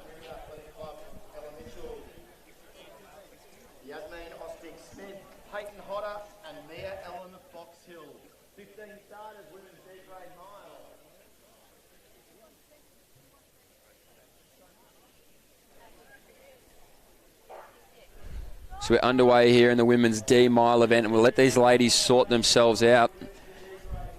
And so as we had earlier, and we're now blessed once again on the microphone, we do have Isaac Bibile, a YouTube sensation. We'll get into that at some point tonight. But Isaac, how'd you find your race? Yeah, it was all right.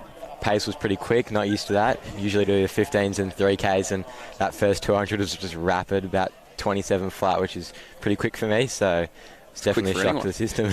My goodness. Look, you look good there. The pace was hot as we just turn our attention quickly onto the track. And it is Fairy, who has actually put about 35 metres on the rest of this women's field early. So they're nicely strung out.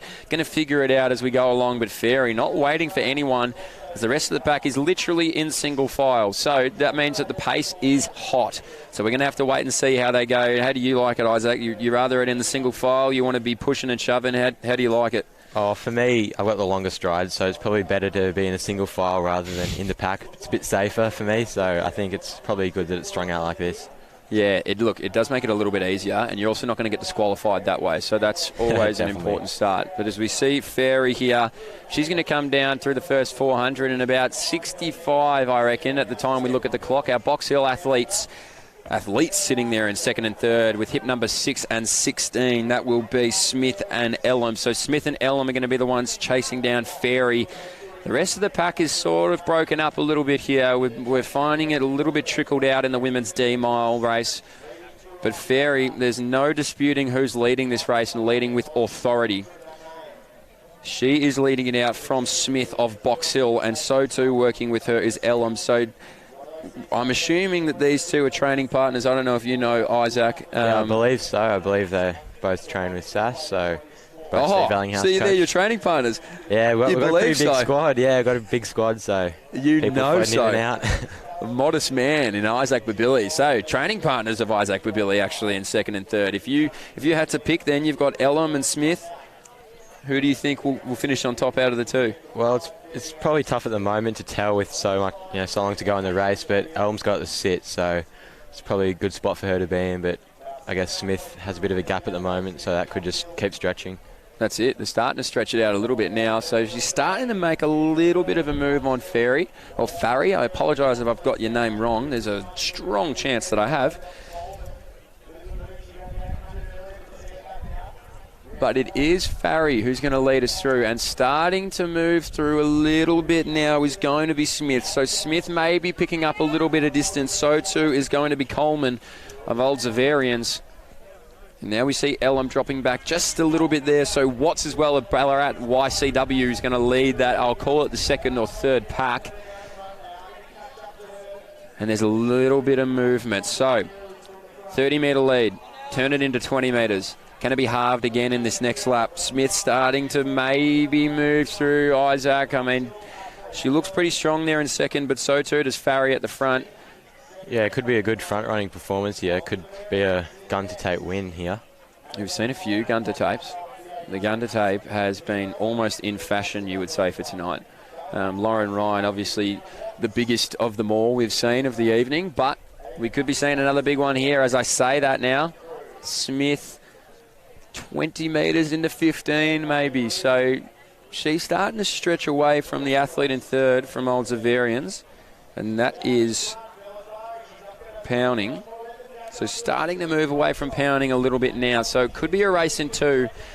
500 metres left to go in this women's mile event. Farry done so much work out in front. As we said, she could be going for the gun to tape, but Smith may be the only one to be able to peg her back. So 30 metres to 20. Now let's call it 10. So 4:12, 4:13 on the clock. We're going to see 4:15. So 2-3 seconds between them. Can Smith peg back Farry?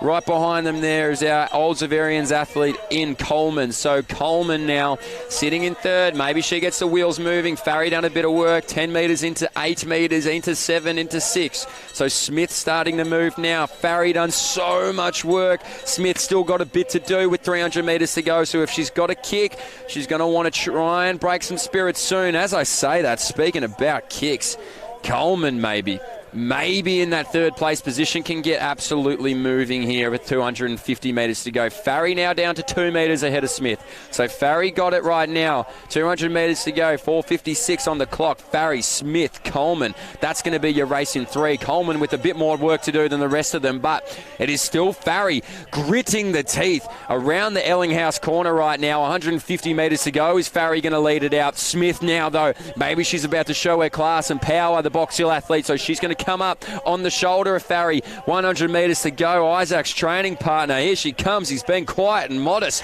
but here comes Smith. 100 metres.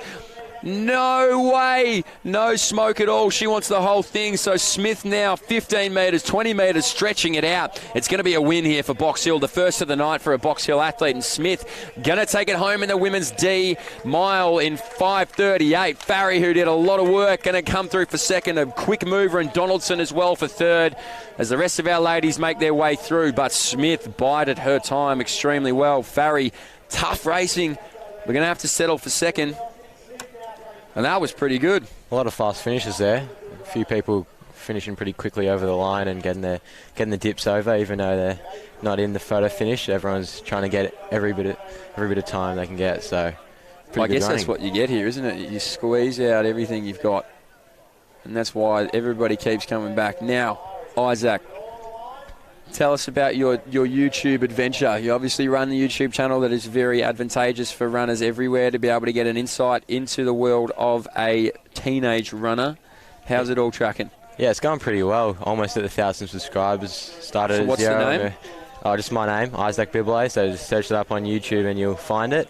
And yeah, got about 920 subs at the moment, so getting close to the 1K, and it's been going pretty well. A bit over a year now, I think. So yeah, it's been growing steadily, and it's pretty happy with how it's going, and I think it's doing what I wanted, which is trying to grow the running community and kind of influence people about that there's more to running than just people going for a jog around the block. So trying to show the non-runners that, you know, what we do in our lives and how we train. Yeah, great. Well. It's an awesome idea. So is the inspiration behind it was just to show people that it's not just jogging, or did you cop a little bit of heat from some people for being a runner, or what? What was the direct inspiration to get this started? Yeah, definitely a bit of both. I think, you know, running isn't kind of seen as a huge, you know, one of the main sports here in Australia. I guess footy kind of dominates, and then, you know, cricket and basketball. So it was good to get the running kind of community growing there. So I was pretty happy with the initial reaction at the start of the channel, and now it's just continuing to grow. Beautiful.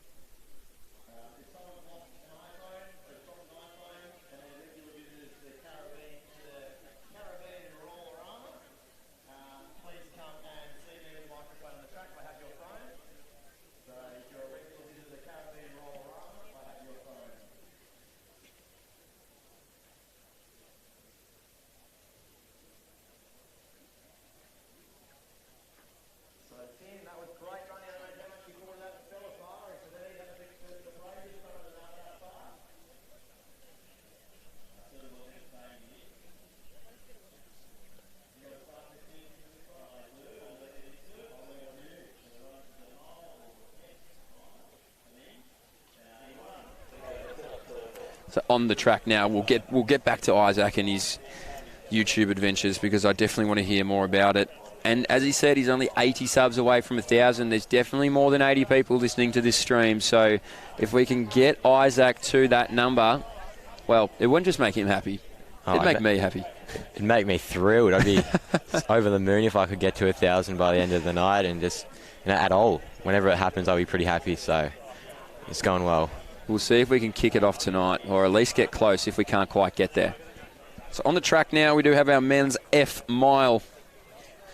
As we're going to turn our attention to the start list, it's going to be Turville with hip number 1, independent. Bell of Mornington Peninsula with number 2. Spawn of Mentone with number 3. And Hopkinson is going to rock the number 4 also as an independent. Bradshaw now is going to be Chilwell with number 5. Shap of Western Athletics, number 6. 7 Hewson of Frankston with number 7. Hershen of number 8. Number 9, Morrison of Yarra Rangers. Number 10 is Bynes of Williamstown. So they've come in droves, Williamstown. Pratt of Mornington Peninsula with number 11. Mendez of Melbourne University, number 12. Farrar of Mornington Peninsula, number 13. Jenkins, number 14 there. Number 15 is Nichols of Independent. And that is, guess what? Isaac has just spotted that it's G, not F. Oh, they did? Oh, good. Okay, well, that makes me feel a little bit better. We should have him running it. You got it right. You two got it right. Lockie and Isaac got that right, everybody. I did not. So we'll call them out now. We've got 4 laps to be able to call them, so at least we have a little bit of time. Dimitrenkov, it's going to be Williamstown with hip number 1. Chessman, number 2 of Ballarat YCW. So too is Buckland of Ballarat YCW with number 3. Lynch, independent, number 4. Holditch, number 5, independent. McGravy, Melbourne University, number 6. Quirk, number 7, independent. Marshall, number 8. Old Zavarians. Mayhew, Sharp, independent with number 9. Cullen, number 10. Doncaster. Sanderson, independent, 11. Sanderson, independent, 12. Aguiard of Collingwood, number 13, and Gay of Williamstown, number 14. So it looks like brothers, maybe a father and son. We'll have to wait and see. Scott Benedict is going to be the pacemaker here for the men's G mile. That's a lot of names to say when you get it wrong, I'll tell you what. Yeah, you would have been close to 30 there, I reckon. Probably over.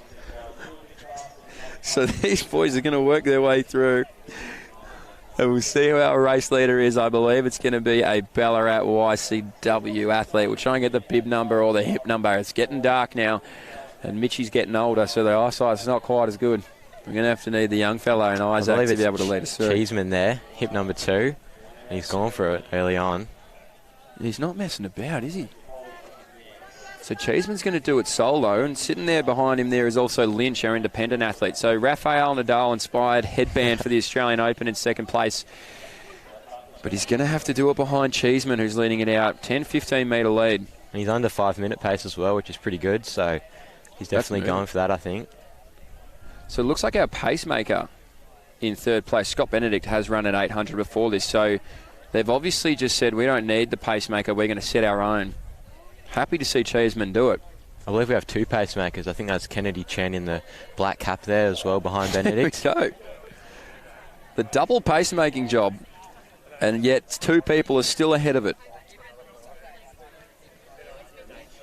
So these boys moving through, but Cheeseman, I mean, he looks It looks pretty strong. He's got about a 15-metre lead. Behind him there is going to be Lynch.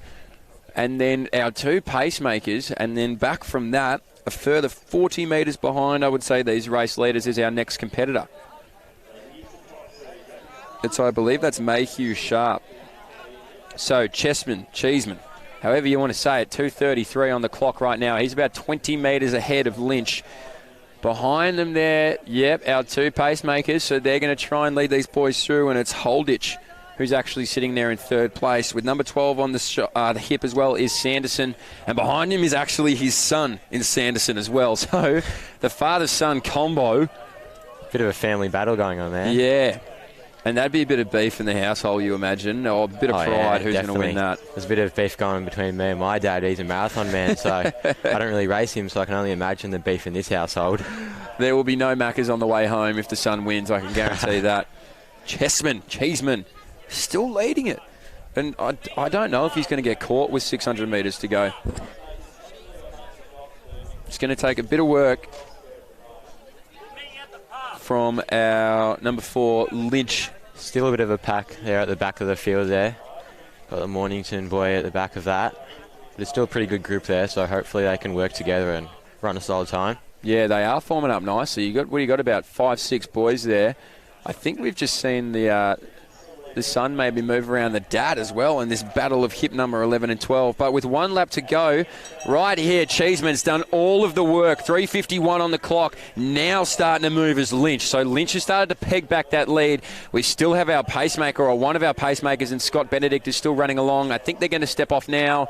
Maybe right, maybe wrong, and it's a rare circumstance that I am correct. So right now, Cheeseman's still leading out at the front.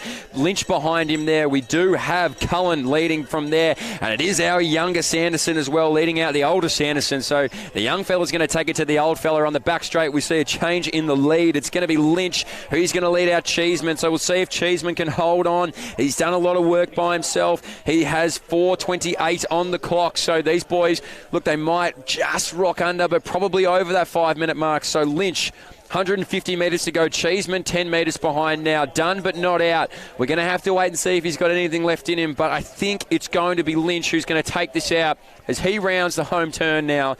Lynch it is, our independent athlete, one of about 5 of them, is going to be the one to take out this men's G, not F, mile race. And so it is going to be Lynch now who's going to take it down as we tick just over 5 minutes. 5:03 on the clock for Lynch. Fantastic racing. Cheeseman now as well going to come through for second with 5:07 on the clock. And it's going to be Lynch who is the winner of your men's G mile event here at the Victorian Milers Club. And I believe it's Cullen there finishing strong. Looks like he's about to be outkicked by, I think it's McGrave there, and he's finishing strong. So it's a good battle here for the 3rd place, and it's going to be Cullen who gets it.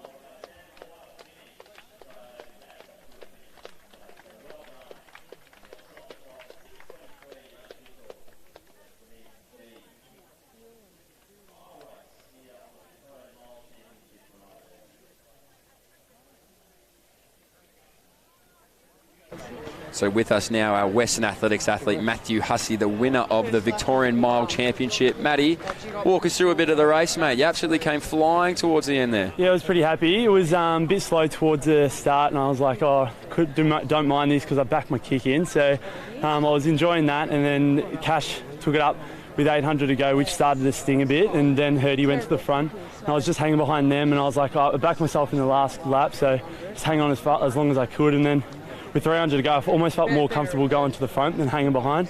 So I went around him and once I got to the front, I felt pretty good. Put some metres into them. The commentary was probably playing with me head a bit in the last 100. Could hear them screaming out some things, which I'm not sure if they were coming for me or the guys behind, so I had a bit of a look. But it worked out all right. First Open title, which is, not too bad. That's it. First Victorian Open title, 4:09 on the clock. Relatively fast, given that the pace did start slow. You guys went through in about 58 seconds for that third lap, so you started to get kicking and moving. Spent a bit of time at Falls Creek. Do you think that sort of helped your preparation? Yeah, I don't mind Falls. It gives me this weird feeling that I'm able just to compose myself when it starts to get a bit tough. Even if I spend a week up there, I just find I'm able to do that. And in a race like that where it starts to really hurt and you can just compose yourself, get some metres onto everyone, we're 300 to go, I feel like it's really quite useful. But Hey, Matty, well done. First Victorian Open title. Can't wait to see you keep racing, mate. Good on you. Cheers, mate. Thank you.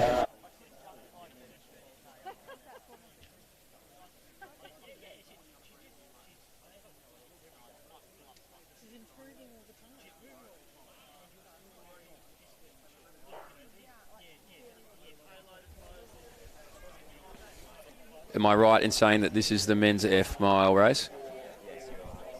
Fantastic race. It is the F mile here.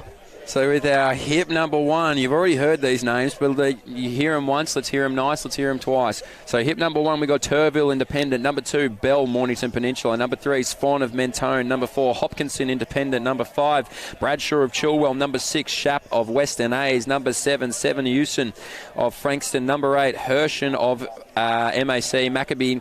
Number 8, Hershen of Maccabee. Number 9, Morrison of Yarra Rangers. Number 10, Barnes of Williamstown. Number 11, Pratt of Mornington Peninsula. Number 12, Mendez Melbourne Uni. Number 13, Farrar Mornington Peninsula. Number 14, Jenkins of BEU. And number 15, Nichols Independent.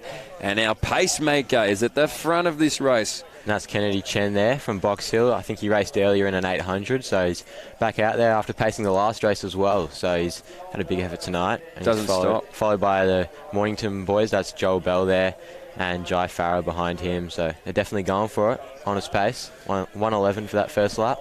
1:11's not messing about. Now, you race a few of these boys because you didn't even look at anything and you knew who those guys were that were coming past. So yeah, I raced the Mornington boys a bit. I can't see Pratt in there, Ollie Pratt. So I think they... Oh, actually, that's a different Pratt. I think it might be his dad. But yeah, Joel Bell's up there, and he's sitting in the lead of the real race there, behind the pace of Kennedy Chen, and Farrow just sitting in behind. So Bell's a pretty good runner. He's just signalled at Farrow to jump on behind him there. So a bit of team tactics going on, the training partners there. Yeah, he's having a look around, isn't he? He's saying, hey, big boy, we've done this, week in, week out. Time to jump on the back. The man to watch out for is the Mentone athlete in Spawn. He has won some of these Victorian Milers Club races before, so he knows exactly what he's doing. But it is wildly strung out. I know the last one was strung out too, but this one seems to be more than the other. So our 2 training partners at the front sitting behind Kennedy Chen. He did a lot of work in that 100. He seemed to get a good bit of work in that last race, and maybe Kennedy might be feeling it a little bit as we start to roll around. So we'll see if he steps off the track. If not, our Mornington Peninsula athlete on the inside there with hip number 2 is going to be Bell. So 2:23 on the clock. So Bell's going to lead it through, and he's got about 15, 20 metres here, Isaac. And as I said, here comes Fon. Watch out for Sfonny. Yeah, so Bell looks like he's out on his own here. Could be a long run for home for him if he doesn't get any help. So Fon's going to have to try and make some moves early if he wants to catch him, because that gap could be a bit too much on the last lap, because Bell does have a pretty good kick. He's got some good credentials. He's made Team Vic and made Nationals a few times, so he's not going to be easy to catch. And he's got that steeplechase strength as well, so he's definitely going to be one that's tough to catch here. So Fon's going to have to get a move on. Yeah, he looks pretty poised right now, Bell. I will say that he is looking incredibly comfortable out in front. Obviously, as you said, he's got a lot of accolades. He'll be no stranger to these sort of races. So he's going to have to do a little bit of work, Sfon, to be able to catch up to Bell, who is almost striding out. And the only man who looks like he could catch him will be Sfon. Training partner in third place there may be able to move up, but it's going to take a lot of work for Pratt to be able to get up there. So it's going to be Bell, Sfon behind him, Pratt behind him there, Hopkinson as well sitting there in fourth place. So it's nicely strung out, probably not as far apart as what you see on the screen right now. Only about 10 metres now from Bell to Sfon. So at the bell, Conveniently, that is 3:39, so Bell's going to get it. Here he comes now, the man I said earlier, Swan. He knows how to win these races. We now see Hopkinson move around our Mornington Peninsula athlete. Swan now, geez, he was tasty because he's chewed up that lead right now with 300 metres to go. So Bell going to have to either tuck in and find another burst. Looks like he's struggling there. Bell. I think Swan's got him. He is absolutely moving. Can Bell just tuck in? He's got about a 10-metre period here where he really needs to grit his teeth, and it looks like he has, so we might hold on. We'll see what can happen over this last 200. 4:14 on the clock. Bell not going anywhere. Swan leading it out. We also see our man in third place there is going to be with hip number 4 on the side of his body. Is going to be Hopkinson. So, Hopkinson in third, but as we turn our attention to the front of the track, Swan now, he's broken the tether, and this is what he does best. He knows how to win races, and win a race is what is exactly he's about to do right now. Hopkinson's closing. He's 4:36. He might get through for the minor here. Bell's got to be careful. Hopkinson moving, but at the front of the pack, the leader is going to be Swan, and he's going to take the win for Mentone here. 4:48, 4:49, 4:50 on the clock. So sensational racing. Bell gets it there. Hopkinson now too. So too comes the training partner now of Mornington Peninsula. So that's Farrar. So these boys got moving, but Swan, I told you he knows how to win these races. That's what he does best. Yeah, it was a good race there. Joel Bell had it tough out there. He was on his own for about 2 laps of the race, and Swan was just closing in on him. But it was a pretty solid race. A lot of the boys were strung out on their own, but had people to try and catch in front of them, and I think they all used the people in front of them pretty well because everyone's run pretty quick times here. So solid race. Isaac, I don't know if you're going to get, 80, but I can tell you that my girlfriend's just texted me saying that she will be subscribing to your YouTube channel. So thank you, big thank you for that, Chonk. Oh, lovely. Thank you. We appreciate all of your support in that regard. But right now, Swan gets it done again. I'd love to know his resume of winning these races. Well, she said she's almost followed, so look, I'll hold her to it either way. Don't worry.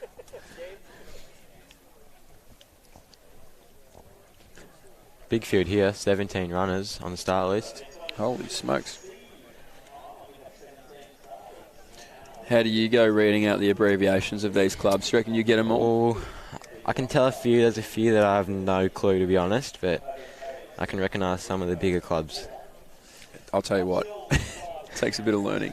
Nick and I, we have been guessing our way through it now for about a year and a half. And with some help from Lockie, we've been able to figure it out. So with hip number 1 right now is Richardson from Geelong Guild. Number 2, Atkin of Box Hill. Number 3, Lonsdale of BEU. Number 4, Federico of Coburg. Number 5, Postans of Box Hill. Number 6, Holzoder of Knox. Number 7, Sammy Prime of Knox. Number 8, Dickinson of Chilwell. Number 9, Antonolo of Williamstown. Number 10, Brown of Mornington Peninsula. 11, Buckland of Ballarat YCW. Number 12, L'Estrange of Diamond Valley. Number 13, Stokes of Ringwood. Number 14, O'Loughlin of Coburg. 15, Ashley of Ballarat YCW. Number 16, Dark Costa Alves of Independent. And rounding it out with 17 is going to be Schultz. So a huge field here. You're right. Okay. Thanks, ladies. On your marks. So as we get closer to the A race here, we could see some more bunched up races. Some of the seed times could be getting a bit closer together. So they're going out together here. Doesn't look to be as strung out. There's no real bolters yet like in the other races, but it still seems to be a pretty honest pace. Yeah, absolutely. These are going to get quicker as we get going. Obviously, as we get towards the last race of the night, which will be the B races of this event, this pack is completely bunched. Sammy Prime's going to be the one to lead it out. So good to see Sammy Prime back on the track racing. Sensational. Got the Knox Swagger and a Knox Swagger counterpart on the inside there. So now we start to see a bit of movement on the outside, and it's unfair of me to think that you know every Box Hill athlete, but I'm going to take a guess and say that you may know this one, Postans.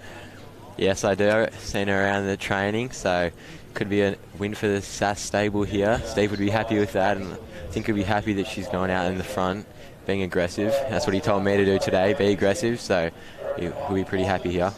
Yeah, well, she's doing just that. Probably good thing in this pack when it's all bunched like that, moving out into lane 2. You don't want to get caught in running extra distance. You don't need to. So to go to the front, it's a bit of a veteran move in a rookie body. So great to see that there from Postons. Now we see our other Box Hill athlete. She wants to get a part of the action. So Atkin now on the outside. 1:21 on the clock as they come through. Splitting the middle there is going to be Schultz of Williamstown. So Williamstown, I don't know if they've sent a bus over Williamstown, but I've never seen more Williamstown athletes on a track than I have tonight. And she's going to be the one to split the difference between the two Box Hill athletes and our Knox Swagger on the inside. But Postons still leading it out. Yeah, so they're not as strung out here as you can see. They're kind of all running in pairs. There's some people out in lane 2 and they're getting pretty wide, getting close to lane 3. So everyone's pretty bunched up and happy in their spots, I reckon. There's not too much moving. A bit at the back as we see hip number 7 Prime make a bit of a move there. But everyone's settled in, it seems. So could be on for a good race here and a good finish. Yeah, you're absolutely right. It is nowhere near as spread out as what we've seen for the rest of the night. So these girls really moves could come from anywhere as we start to develop into the last 900 odd metres of this mile event, that being the women's C mile. We have a new race leader, and I believe that's Schultz of Williamstown. So she's going to lead out Postons. Postons, am I saying that right? I believe so. Beautiful, thank you. Postons now going to sit in second, and this is what I was saying. Now these moves from this pack are going to start to come. It's so bunched up, they could really come from anywhere. So we now see one of our back markers there in the pack come through and start to lead that chase. So the one splitting it there is also going to be Richardson's of Geelong Guild, and here we see Da Costa Alves. She's going to be the one to put this pack on her back and say, hey, let's get hiking, everybody. I've got my boots on, and I want to be the one to get to the top of the summit. So she's going to try and get there now. Postons sitting in second. The one still leading there is going to be Schultz. So Schultz, Postons, Richardson. The one who's going to peg him back is going to be Da Costa Alves. And now as we start to see some more moves made around the track. I believe that's actually Atkins there. Atkins in second for Box Hill. So not sure where Poston's gone. She might have drifted back in the pack here. I think she has. So it's a pack of 3 out there with 600 to go. They're on pretty good pace, and there's still a good pack behind them. That there's enough people in there to be able to make a move, I reckon. Yeah, absolutely. There isn't as quite big a gap as what we've seen in the past. So these three, they're going to work pretty well together, but it only takes one athlete to be able to bridge that gap for this whole field to be able to come back into it. So we're still going to see Schultz leading it out. Atkins sitting there in second, and so too is Richardson. So now we're going to see this gap starting to be bridged, and it's going to be done by Ashley. So Ashley, she might not bring the pack, but she's at least going to bring herself. So Schultz going to go through at 4:07. Then two's going to be Richardson. Atkin from the inside there, and sitting with hip number 15 is Ashley. So Ashley now moves around Atkin. Now we start to see as well, it's going to be Federico as well start to move around into 5th place, but at the front of the race is still Schultz. Richardson there in second. In 3rd place is going to be our Ballarat YCW athlete in Ashley. So Ashley in 3rd. She's starting to bridge it back now a little bit here, Isaac. So Schultz is going to lead it out. The one sitting there in second is going to be Richardson, and the move could be coming from Ashley sitting in 3rd place with 200 metres to go. Tell us how it's going to unfold here, Isaac Babile. 200 metres to go, and it's Schultz. I reckon Schultz has it here. She's got a pretty decent gap, and I don't reckon anyone's going to be able to close that. And if it is someone, it'll be Ashley. So she's made a pretty big move on this last lap, and with about 150 to go, she's moved past Richardson and she's starting to close the gap, but Schultz might have too big of a lead and she might be able to hold her off here. So it's going to be a good finish. 5:09 with 100 to go. So they're on a good pace here, and it's going to be a battle for the 2nd and 3rd there between Richardson and it is... Sorry, I've had a blank there. Richardson, and it's going to also be Ashley at the front. Ashley Schultz there. is going to take Schultz, it. who's taken the win there. Good running. Good, tough running. Ashley there for 2nd. Richardson for 3rd. And they couldn't quite get there. They spotted her a bit too much room, as you said. It's a risky game to let someone get that far ahead. Might have just gone a bit late. The pack, I guess, no one really wanted to be out there on their own. I think everyone was a bit happy to sit in the main pack of the race, and sometimes when it is a pack race and someone bolts, no one's kind of got the guts to go out on their own because they want that wind coverage in the pack, or they just want to sit behind someone because it is easy running behind people, but sometimes you've just got to go for it. That's it. And that was obviously the perfect example of making a time to go for it. So great, tough racing by the ladies out here across the whole night, not just in that women's C mile event, but honestly, the spectacle of racing tonight has been unbelievable. And again, at the home of PBs, probably a bit biased. You've got two Box Hill boys here, so maybe very biased, actually. And Michael Massini will be absolutely chewing at his phone, wanting to talk about Western A's. But guess what? You're not here. So it's all Box Hill. All Hagenauer Reserve. Did you know that's how you say it? I have no idea how to pronounce it. Don't think many people do. That's it. Hagenauer. Learned something on the stream today. Everybody providing the goods here. As on the track now, and I almost need a consultant, men's E-mile event. That is correct. We're all, okay, good. We're in the men's E-mile event. Hip number 1 is going to be McAfee, Independent, with hip number 2, Clowes of Box Hill. Number 3, Christie, Independent. Number 4, Malone of Knox. Number 5, Dallas of Essendon. Number 9, Rob Schwerkolt of Old Scotch. Number 7, Evans of Collingwood. Number 8, Mione of St Kevin's. Number 9, Woodbridge of Glen Huntly. Number 10, Craig of Knox. Number 11, Winkler of Box Hill. Number 12, Norman of Yarra Rangers. Number 13, Coronado of Invitational. Number 14, Hipworth Invitational as well. And rounding it out with number 15 is going to be Pratt of Mornington Peninsula. So yeah, Ollie Pratt's in this race. We saw his dad go around earlier in that race with the two Mornington boys, but they're about to get off here and it should be a good race. Solid start. The only bolt is the pacemaker, but everyone else seems to be happy to sit behind. So Pratt's out at the front. Then it looks like we have a Bendigo runner and Essendon runner behind, and then Angus Norman from Yarra Rangers sitting in 4th there. So again, pretty well strung out, you would say. I mean, the last race was very packed up. These guys are more than happy to find their spot on the rail. And you are right, is what you said earlier. Sometimes it's easier to just let somebody break the wind and be able to sit back, relax, not look at your watch, not look at the clock, and just trust that that person or people around you are going to be able to drag you through.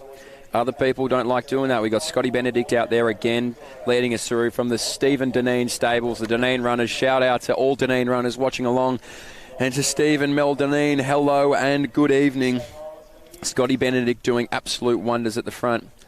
There's Chen on his shoulder there wearing the cap, so he's had a good effort tonight. This is his 3rd race, and I think Benedict's 2nd race, and that's of pacing, and they've already had their own 800s earlier, I believe. And Ollie Pratt's just tucked in there nicely as they go through in about 1:11, so similar pace to a couple of races ago for the men's, I think. So hopefully they can just hold on to that pace and get around that 4:30 mark, which is 3-minute Ks, which is basically what they're on. Yeah, so Pratt's going to be the one who's going to take it up, as you mentioned, right behind there. And our Bendigo athlete as well, he's gonna have a little bit of push and shove. He's got a little bit of a drive back home, so he's going to make sure it's absolutely worth it. So he's tucked in right behind there. Rob Schwerkolt, our Masters athlete in the all red. He is as tough as nails. Let me tell you that for free. If you ever needed to hear something, that's what you need to hear. Kyle Winkler as well, a 400-metre runner for Box Hill, sitting towards the back of that pack. So guys of every distance and every category want to get their hands on a mile event when it comes around. So our 2 pacemakers, as you mentioned, 3rd or 4th race of the night, they are absolutely going full gas. To quote Drake, all gas, no brakes. Right now on the track. So these two are going to lead it out. As you mentioned, Pratt is going to be the one to take it up. Our Yarra Rangers athlete tucked in nicely behind Pratt is going to be Norman. So Norman, our Knox athlete too, with Malone starting to move around a little bit, is going to be Christie, our independent athlete. So Pratt being the one to take it up. On the outside is still Norman. Now Norman moves around Pratt, so he's going to give him a bit of a reprieve if he wants it, and if he doesn't, it doesn't matter because he's going to get it anyway. Malone on the outside of Pratt, our Bendigo athlete who we can't quite get a hand on right now, is going to sit behind there. I think, hit number 1. Beautiful. So McAfee. See, this is what we need, the young eyes. We need the experience here. We need Isaac. He's doing a sensational effort. He's jumped in impromptu to be able to get on this microphone. So big thank you to Isaac Babile, who's here all night and all year on YouTube if you haven't seen it or heard about it. So Scotty Benedict points up to the sky and says, I'll give it one more. Our Knox swagger athlete in Malone now. He says, all right, Scotty, time to step off. Time for me to have a go at this pace. And he says, I'm going to make it hot. So he's going to move now 15, 20 metres, maybe even stretch it if you want, but we probably won't. We'll keep it realistic. It's at about 20 metres. They've got a chase pack of about 3 or 4 right now. So we're going to see how those guys interchange. So I believe that's Pratt, Malone. Oh, sorry, Malone's leading. It's Pratt, Christie, McAfee, and Norman there in that chase pack. And I don't reckon they're going to be able to get to Malone because he's really put a huge gap on him. That's about 30 metres, I reckon. So he's got a few seconds on him, and I reckon if he can hold on to this could be a very fast time. So Malone's starting to pull away here, and looks like Christie's going to have a bit of work to do if he wants to get these boys rolling. Yeah, well, Malone has absolutely not turned around. He is all the way to the finish line, Malone. So our Knox Swagger boys, well, they seem to always get it done, and tonight's no exception. So Malone's going to be the one with 250 metres to go. Absolutely gliding. If you've heard of Winks, you've heard of Malone because they've got the same stride. So 200 metres to go. Malone now, 4:09 on the clock. Christie gets a little sniff. Gets an absolute sniff. So he's still a fair way away. Malone's still striding out, but Christie's not going to die wondering. He's going to die knowing at least. So Malone going to lead it out. 130 metres to go. Christie at 150. Do you believe in miracles? I've seen Stephen Bradbury, but even this would be something. So Malone now 100 metres to go. He's going to take out, I believe. Unless something happens, it's not going to. Men's E-mile is going to belong to Malone of Knox. Christie gritting the teeth right now. McAfee, we believe it is in third. He's going to go back, and Pratt in fourth, but it's all Malone. 4:45 on the clock. Puts the hands up, loves it. Oh, McAfee. The boys, McAfee, just got big him, dip. Christie's had to dive over the line there, but I think he might have just been pipped for third. He's given everything there, these boys. There are some absolutely cooked boys at this finish line, but great racing by Malone. You're right, spotted him far too much distance, and away he went.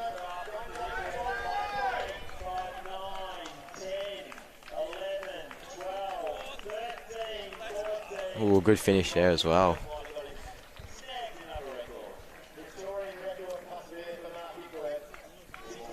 So a potential Victorian record for our over 60s. Mark Hipworth there as well.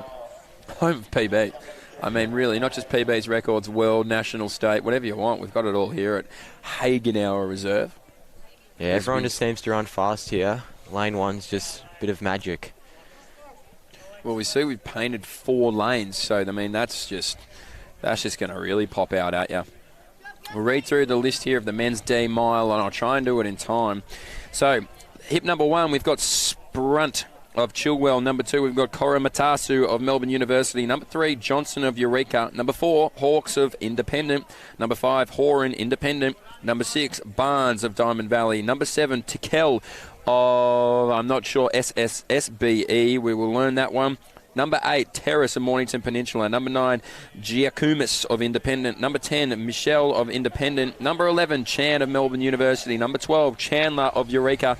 13 is Andrews of Essendon. And number 14 is Little John of Diamond Valley.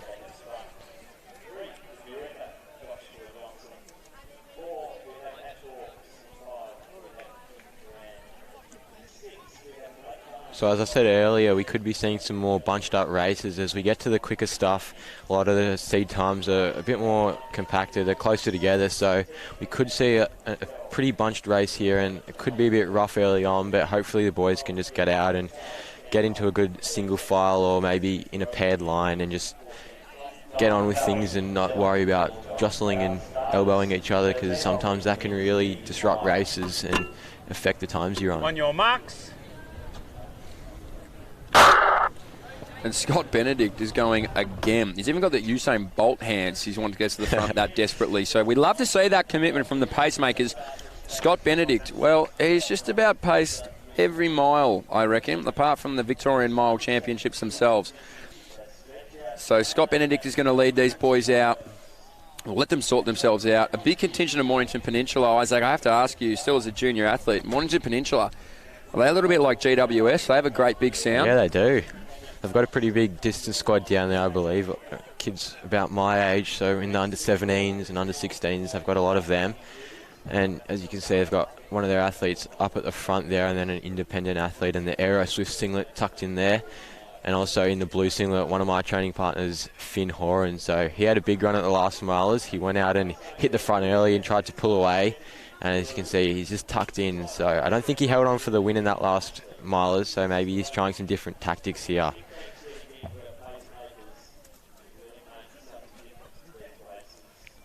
So it's Hayden Terrace there from Mornington who's leading, and they're going to go through in about 69, 70 seconds for that first lap. So Terrace is moving along. Benedict's he's doing well. He's done a lot of races tonight, so he's doing well to just get on with it and keep running. So he's doing very well, and as you can see, we've got the independent athlete there in second place of the real race behind, as Benedict's dropped out there, so now it won't cause any confusion. So Terrace is leading, and then we've got the independent athlete. I'll try to have a look at his hip number there, but it's Horan behind him, and we've got hip number 7 there, so that's Logan Tickle.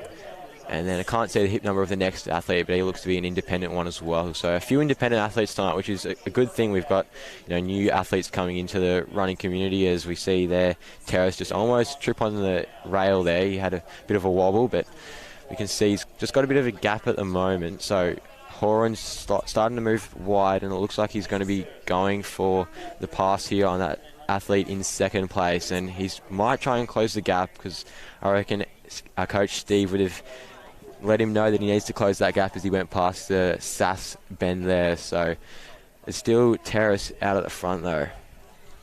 Yeah, and he's been doing a lot of work, Terrace, and good calling there as well. We absolutely love to hear that. Number 11 is going to be Chance. He's going to be sitting back. Horan now as well. He's sitting in third, so you're right. Steve would have been right in his ear and said, hey, it's time to bridge this gap. It's getting a little bit too far. Let's not let that tether snap, because if he keeps going this way, he is going to break it there. So it's going to be Terrace who's going to lead us out, and he's been doing a lot of work. Chan behind him there, Horan tucked in nicely, and so too is going to be Tickell as well. Our independent athlete in the green now moving around. So this is what happens. If somebody else isn't going to do it, somebody will do it for you. So now we see Chan not giving up that inside. Tickell still leading it out. He's going to be the one to lead it out, or Terrace, I should say. So Terrace is about 15, 20 metres ahead, but this is not just a slow train. It's a steam train coming up behind him. And Chan, who looked like he might have fallen off the back of that pack, is the one who's going to move away from it. Yeah, he's really going for it here. And then we see another independent athlete coming for it as well. And then we got Logan Tickle there, who's still battling on. He's looking like he's hurting a bit, and Finn Horan as well seems to be hurting a bit. He's doing pretty well. So we see here Terrace just getting passed by Chan, who's been the leader for most of the race. So 3:33 at the bell. Terrace is going to have to try and hold on, but Seth Chan, he's gone to the sprinting arms here, and he is flying with 3:50 to go. He's really centred in the full Aero Swift kit tonight. And Terrace, he looks to be struggling, but he might have enough to be able to hold on for a podium finish here. Yeah, and Chan is absolutely motoring. As I said, it looked like he was going to get dropped earlier, but now he's moving. But, geez, I think Terrell might be coming back.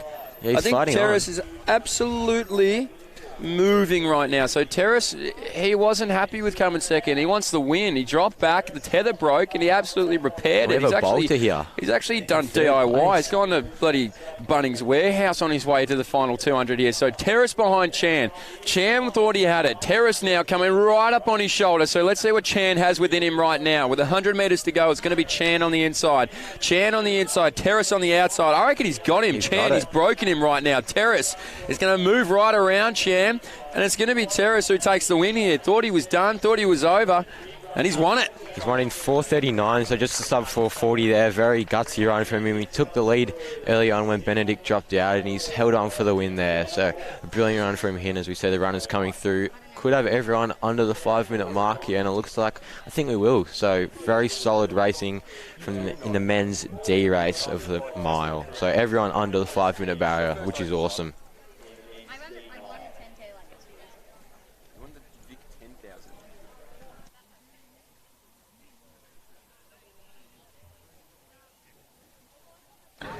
Winner of our Victorian Mile Championship, Lauren Ryan. Lauren, how does it feel to be a Victorian champion? It feels pretty nice. I had a rough couple of years coming back from running after a successful junior career, I guess. So yeah, it feels nice to step out here and kind of finally feel myself again. So, yeah. So talk us through the race. You were sort of just decided that you're going to make it a race of your own. You were the only one to go with the pacemaker. Was that intentional? Did you think people were going to come with you, or what were you thinking? Well, we had a chat before, Ellie and I I wanted to go out in 66s. The first lap was 67 high, I think, so I was a little bit slower than what I anticipated going out. But it was nice to have someone there to run with. I kind of didn't want to look over my shoulder and see if there's anyone else there. I just kind of went for it and was just hoping that I could hold on and have a nice and quick last lap. I think it ended up being like 66, so it was good. Hey, you absolutely blew him out of the water. Congratulations on winning, and we're looking forward to seeing you racing for the rest of the year, Loz. Thanks.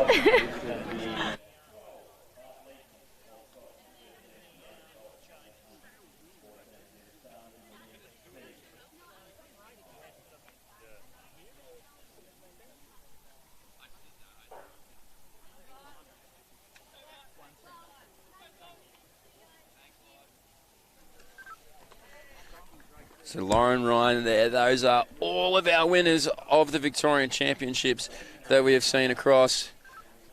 And so on the track now we have our men's C mile, and Isaac called it a few races ago, but this stuff is going to start bunching up more and more as we go through. It's going to be Mead with hip number 1 from Collingwood. Hip number 2 is going to be Crowley of BEU. Number 3 is Does Independent. Number 4 is Stott of Geelong Guild. Number 5 is Worsteling of Old Scotch. Number 6 is Davies of Mornington Peninsula. Number 7 is Stevens of Eureka. Number 8 is Shapisi of Independent. Number 9 is McDonald of Western A's. Number 10, Boyd of BGO, I believe Bendigo. Number 11 is Cluckow of Old Scotch. Number 12, Stodden of Richmond. Number 13, Bart Leeton of Old Scotch. And number 14 is Velton of Glen Huntly. So yeah, it's a good bunched up field at the moment. We've got some pretty good runners in this race. Obviously Elite in one of the youngsters, he's a very good runner. And we've got Davies there on the outside from Mornington, who's run some pretty good times as well. And we've got Boyd as well near the back of the pack. He's won some state medals as well, I believe. So it's a good race. And yeah, as I said before, we're getting some more bunched up races here. But we do have the Geelong Guild athlete out at the front, and I believe that is Elias Stott. Yeah, so that is Stott out in front. Obviously, this pack is nicely bunched. They're not too far away from our leader, so they're going to be moving through around. Stott is going to lead it out. Our Mornington athlete behind him there, and we've got the Run Culture singlet actually there in third place. So these boys are going to be moving, and we're going to see how they pan through here. So, as you said, Isaac, nicely bunched. They're going to work off each other and see where they move to. Yeah, it's a pretty good pack. You can see they're single file at the front, then a couple of runners into lane 2 there, and as you can see there's the fresh Old Scotch uniform there. We've got a pair of them. We've got Leeton, and then we've got hip number 11, which is Tommy Cluckow. So he's sitting in there, and he's sitting behind his teammate Leeton, and we can see the Bendigo runner starting to make a move. That's hip number 8. That's Shepsy, I believe that is how you say his name. And we've still got Elias Stott out in the front, so it's about a 2:24 first 800. So they're on that 3-minute pace. So they're definitely moving well, and Davies is looking pretty comfortable from Mornington Peninsula in second, and the Bendigo runner there as well. So they're moving well at the moment, and I reckon this could be a good race if they can keep the pace honest. I've got the Run Culture athlete in hit number 3, that's Doze, so he's moving through, and he's looking like he's feeling pretty comfortable. He doesn't have any strain on his face, whereas Stott at the front seems to be working a bit harder maybe than some of the other boys. He is leading, which is a tough job to do, so he's basically acting as a pacer for Davies and Doze, who are sitting on his shoulder looking ready to move. So we can see a bit of a move coming from the Old Scotch runner, and that is Leeton. He's a young fella and he's moving pretty well. I believe he's in year 7, so he's running really well at the moment, and he's looking like he's ready to go. A few of these boys are. It's also hip number 1 in Mead. So Xavier Mead's looking like he's ready to go, and as I said before, the Run Culture athlete in Doze, he's moving as they get the bell at 3:35, and it's starting to heat up here. They're going for it. There's a good bunch of them, so this could be right down to the wire here. Davies is just sitting there, and I reckon he could be a challenger here, and Leeton as well. He's got speed. He ran well the relays a couple of weeks ago in the 800, but it is Xavier Mead who's running very well at the moment, and Doze, he's moving well, the run culture athlete.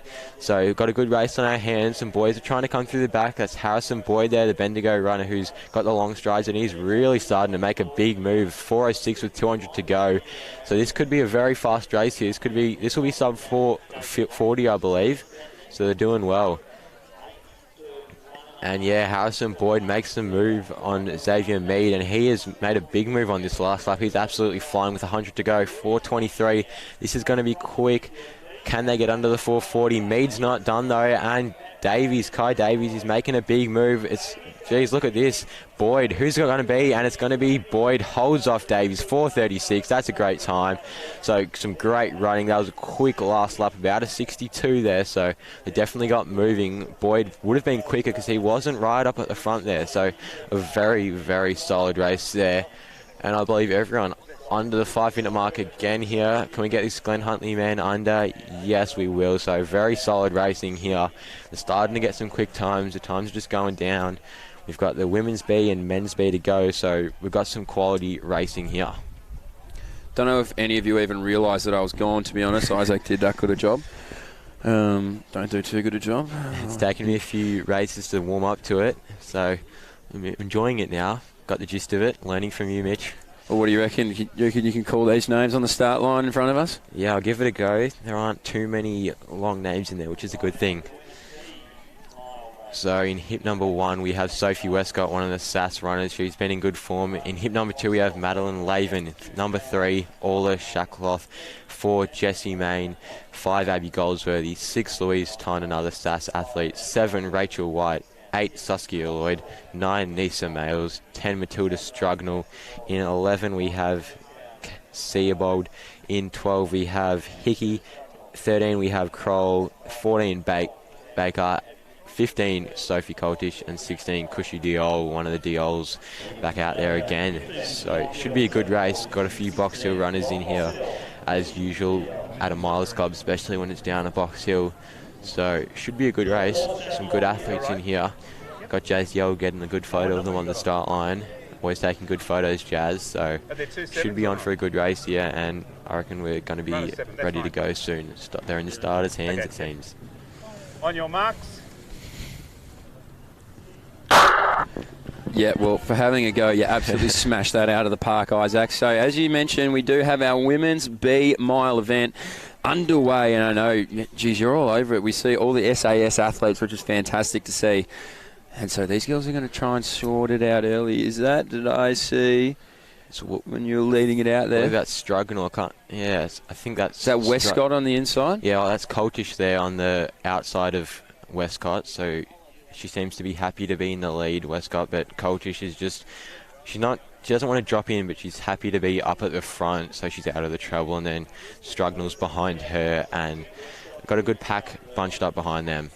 Yeah, no, they're all working extremely well together, and it is weird because it is a pack, but now you're right, it's sort of running in pairs a little bit towards the back of the field too, so a lot of these ladies have plenty of room to be able to stride out and find their spot. Towards the back, they are a little bit paired up, but it is Westcott who's going to lead us out on the inside there from Box Hill, which is great to see. Right on the outside there is Coltish too, so you're right, she's going to drop in on the shoulder, maybe have a little knock-knock and see who's home and if anyone's going to open the door, and on side of that is our Williamstown athlete now moving up to get a part of the action, so that is Goldsworthy. So it is going to be Westcott. Coltish on the outside there too is Strugnall. Goldsworthy as well. Right on the inside is Lloyd. So look, you could almost throw a blanket over that field right now because now they are all partnered up, but it is going to be Sophie Westcott of SAS of Box Hill who's going to lead this race out. And I reckon Steve will be happy. He likes to get us out at the front, being aggressive, and that's what Westcott's doing here. So she's leading them out, acting as a pacemaker basically, but sometimes it's a good thing. It's not always bad to be out in the front on your own because you can run your own race and just, you know, if you're feeling good, you can just pick it up and make moves whenever you want because you don't have people in front of you. So this could be good for Westcott if she can hold on to it. And hopefully she can. She's been a consistent trainer, a consistent performer for a while now, Westcott. So it would be good to see if she could take a win here in the women's B mile event. So she is going to go Possibly. Look, she's on track to be able to go gun to tape. So we'll see what the rest of this pack can do. Again, we saw in the last few races, you don't want to spot the leader too much room, and thankfully they haven't. Or if you're Westcott, you're wishing they did.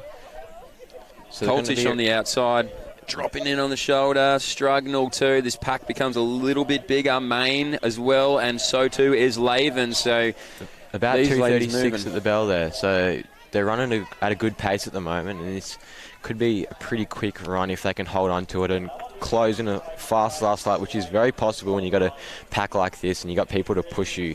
So Westcott's got a bit of a gap at the moment. She's got about 5 metres, maybe a bit less, and it looks like it'll be Strugnall who's going to try and close that, followed by Coltish, I believe that is, on the inside there. And from Diamond Valley in hip number 4, that's Main. So she's starting to make a move. We can see some bit of movement in that pack there. So it's a solid chase back of 6, but Westcott with 600 to go at 3:14, she seems to be out on her own, and she could be out for good here if she can manage to hold on and run away with it. It's about 10 metres that gap now, and we can see there is someone moving around from that pack. I believe it's the Diamond Valley athlete Main, and she's moving, but Westcott 500 metres to go. She's got a pretty good gap, so she could hold them off here as they come around into the home straight for the second last time. Yeah, and that's just it. Now they're starting to give her that gap. They held it so well, but now Westcott's been able to put the foot down and be able to move away. So she's about 13 metres ahead.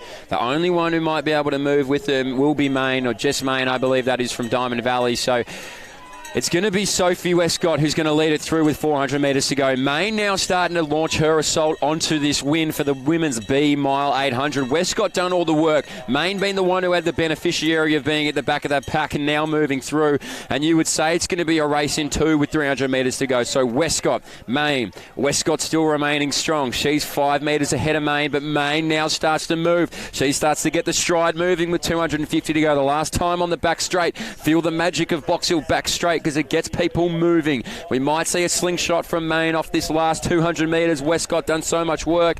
There's no screen. She would have no idea unless she starts to hear the breathing, and Main's not quite close enough yet. So through the Ellinghouse corner, Westcott gets her training partners to give her a big cheer, and Main now wants to get close, but she's not going to get near it by the looks of it. Westcott lifts now. You would say that some people might have told her how close her competitor is. Westcott last time down the straight, and she is going to go gun to tape.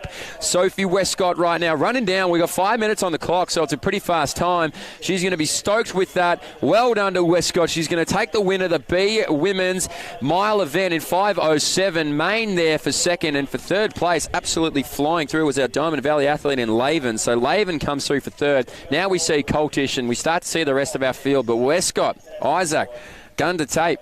You expect that? Yes, they will be very happy with that. Sophie Westcott's had a pretty good season, and she's been in the squad emails, which is always good when you get in one of Steve's emails. So I think she'll be in another one here tonight after her win there. Gun to tape, which we've seen a couple of them tonight. We saw in the last race, Terrace, he managed to fight back late in the race, but Sophie held on to the lead the whole way there. Steve still doing those emails? Yep, every time there's a competition. Love that. A couple of days later, you get the email from Steve. Always read through it to see if your name's in there. Oh, the great Stephen Ellinghouse. If you don't know him, he's an absolute character of athletics. He'll be up on that straight, probably still rocking the same yellow hat that he's been rocking for about 10 years now. So, Steve, we've got the protege here, if you ever listen to this, Isaac Bibilay. Superstar athlete for athletics as well, and race calling. Isaac, the last event of the night. You have stuck around here. Your parents here, by the way. Yeah, Dad's somewhere. I think he so wanted your to old shout man's out. just waited for you to sit around and do some race calling. What's your dad's name? Gerard Biblay. He was on canteen duty earlier on. Gerard Biblay, if you ever listen to this, he's gone somewhere. You are the superstar of the Biblay house. Isaac doing a fantastic job. As we see our men's B mile, we have Jaden Pagnam of BEU, hip number 1. James Laven, Yarra Rangers, number 2. Sister just raced there. We also see Mason Johns with hip number 3 for Collingwood. Number 4, Nathan Corbett of Mornington. Number 5, Archibald Lawrence of Deakin. Number 6, David Greig, Ivanhoe. Number 7, Jaron Hobbs of Geelong Guild. Number 8, Caleb Sin of Doncaster. Number 9, Sam Albiston of Mentone. Number 10, Josh McLeod side of Box Hill, number 11, Eric Ueda of Melbourne University. And so we'll let these boys get underway and we'll call the rest of the field if they start to make their way to the front of the race. And you had a big smile and laugh on your face when we heard Josh, obviously a close training partner of yours, and Steve's. Yeah, Josh was wishing I was out there. Usually we do our warm-ups together. We've raced together for the last few Milers Club races, but we parted ways as he didn't want to do the 800. It's a bit short for him, so he's out there for the mile tonight. And so we're going to see our men's own athlete with hip number 9. That's going to be Alberston. He has also been towards the front of some of these races across the Victorian Milers Club streak this year. Our Mornington Peninsula athlete is the one who's going to make it up, though, and that may be Corbett. Yeah. And Storin's there just in second. He's getting passed now by Sin, but Storin, he's run about a 156 800, so he has speed to burn. And also behind him we've got David Gregg sitting in that pack as well, and him and Josh McLeod got a bit of a rivalry, so they'll be going head to head as Josh just moves on Davo's heels there. He's just going to steer on him the whole race, I reckon, but the front two, Corbett and Sin, just got a bit of a gap on the rest of the field there. Yeah, David Gregg, the white shorts. Love to see it. He wants all the smoke, David Gregg. Yeah, the look at white him go. shorts. He says, have a look at me, boys.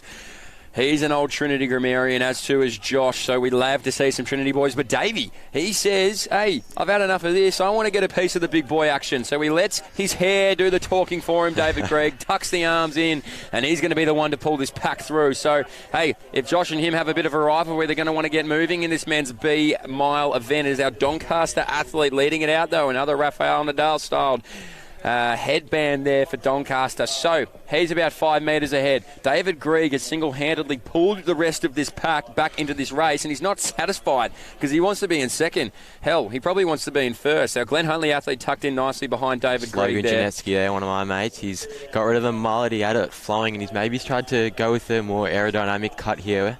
So he's moving nicely. He's behind Dave. They trained together a bit up in Falls Creek over the New Year's holidays, so they'll know each other well. And Davo, yeah, he's just moving up. He wants to catch Caleb Sin here, and yeah, Logan's going with him, and Josh just starting to make a move. Josh McLeod from Box Hill, so watch out for him. As the rest of the field, they're running in a bit single file there. Some good runners in there that all have speed. We've got some quick 800 runners in here, so we could see some moves coming later in the race from the mid-pack.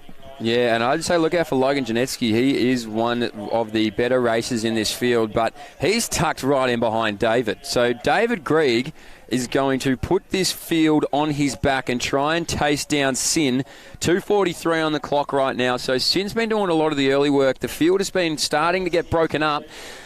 There's a good little single file line there. As you said, we've got some speed lingering towards the mid part to the back part of this race. So if there's anything close over the final 500 metres, you better believe it's going to be explored. As Sin now, well, he's like a fisherman with a big fish right now, and unfortunately Sin's the fish and David's the fisherman. So he's going to start to reel him in. Our Bendigo athlete as well is starting to move around David Gregg. So David Gregg done a lot of work. He needs to hold on. Here comes Josh McDonald. So Buckles made the move there into second. He's moved up. So too has Alberston, who did a lot of work early. So Josh McDonald as well. He's on the outside. So what we're going to see, we see a new race leader, and it is going to be our boy from Bendigo and Bucknell. So Bucknell 300 to go.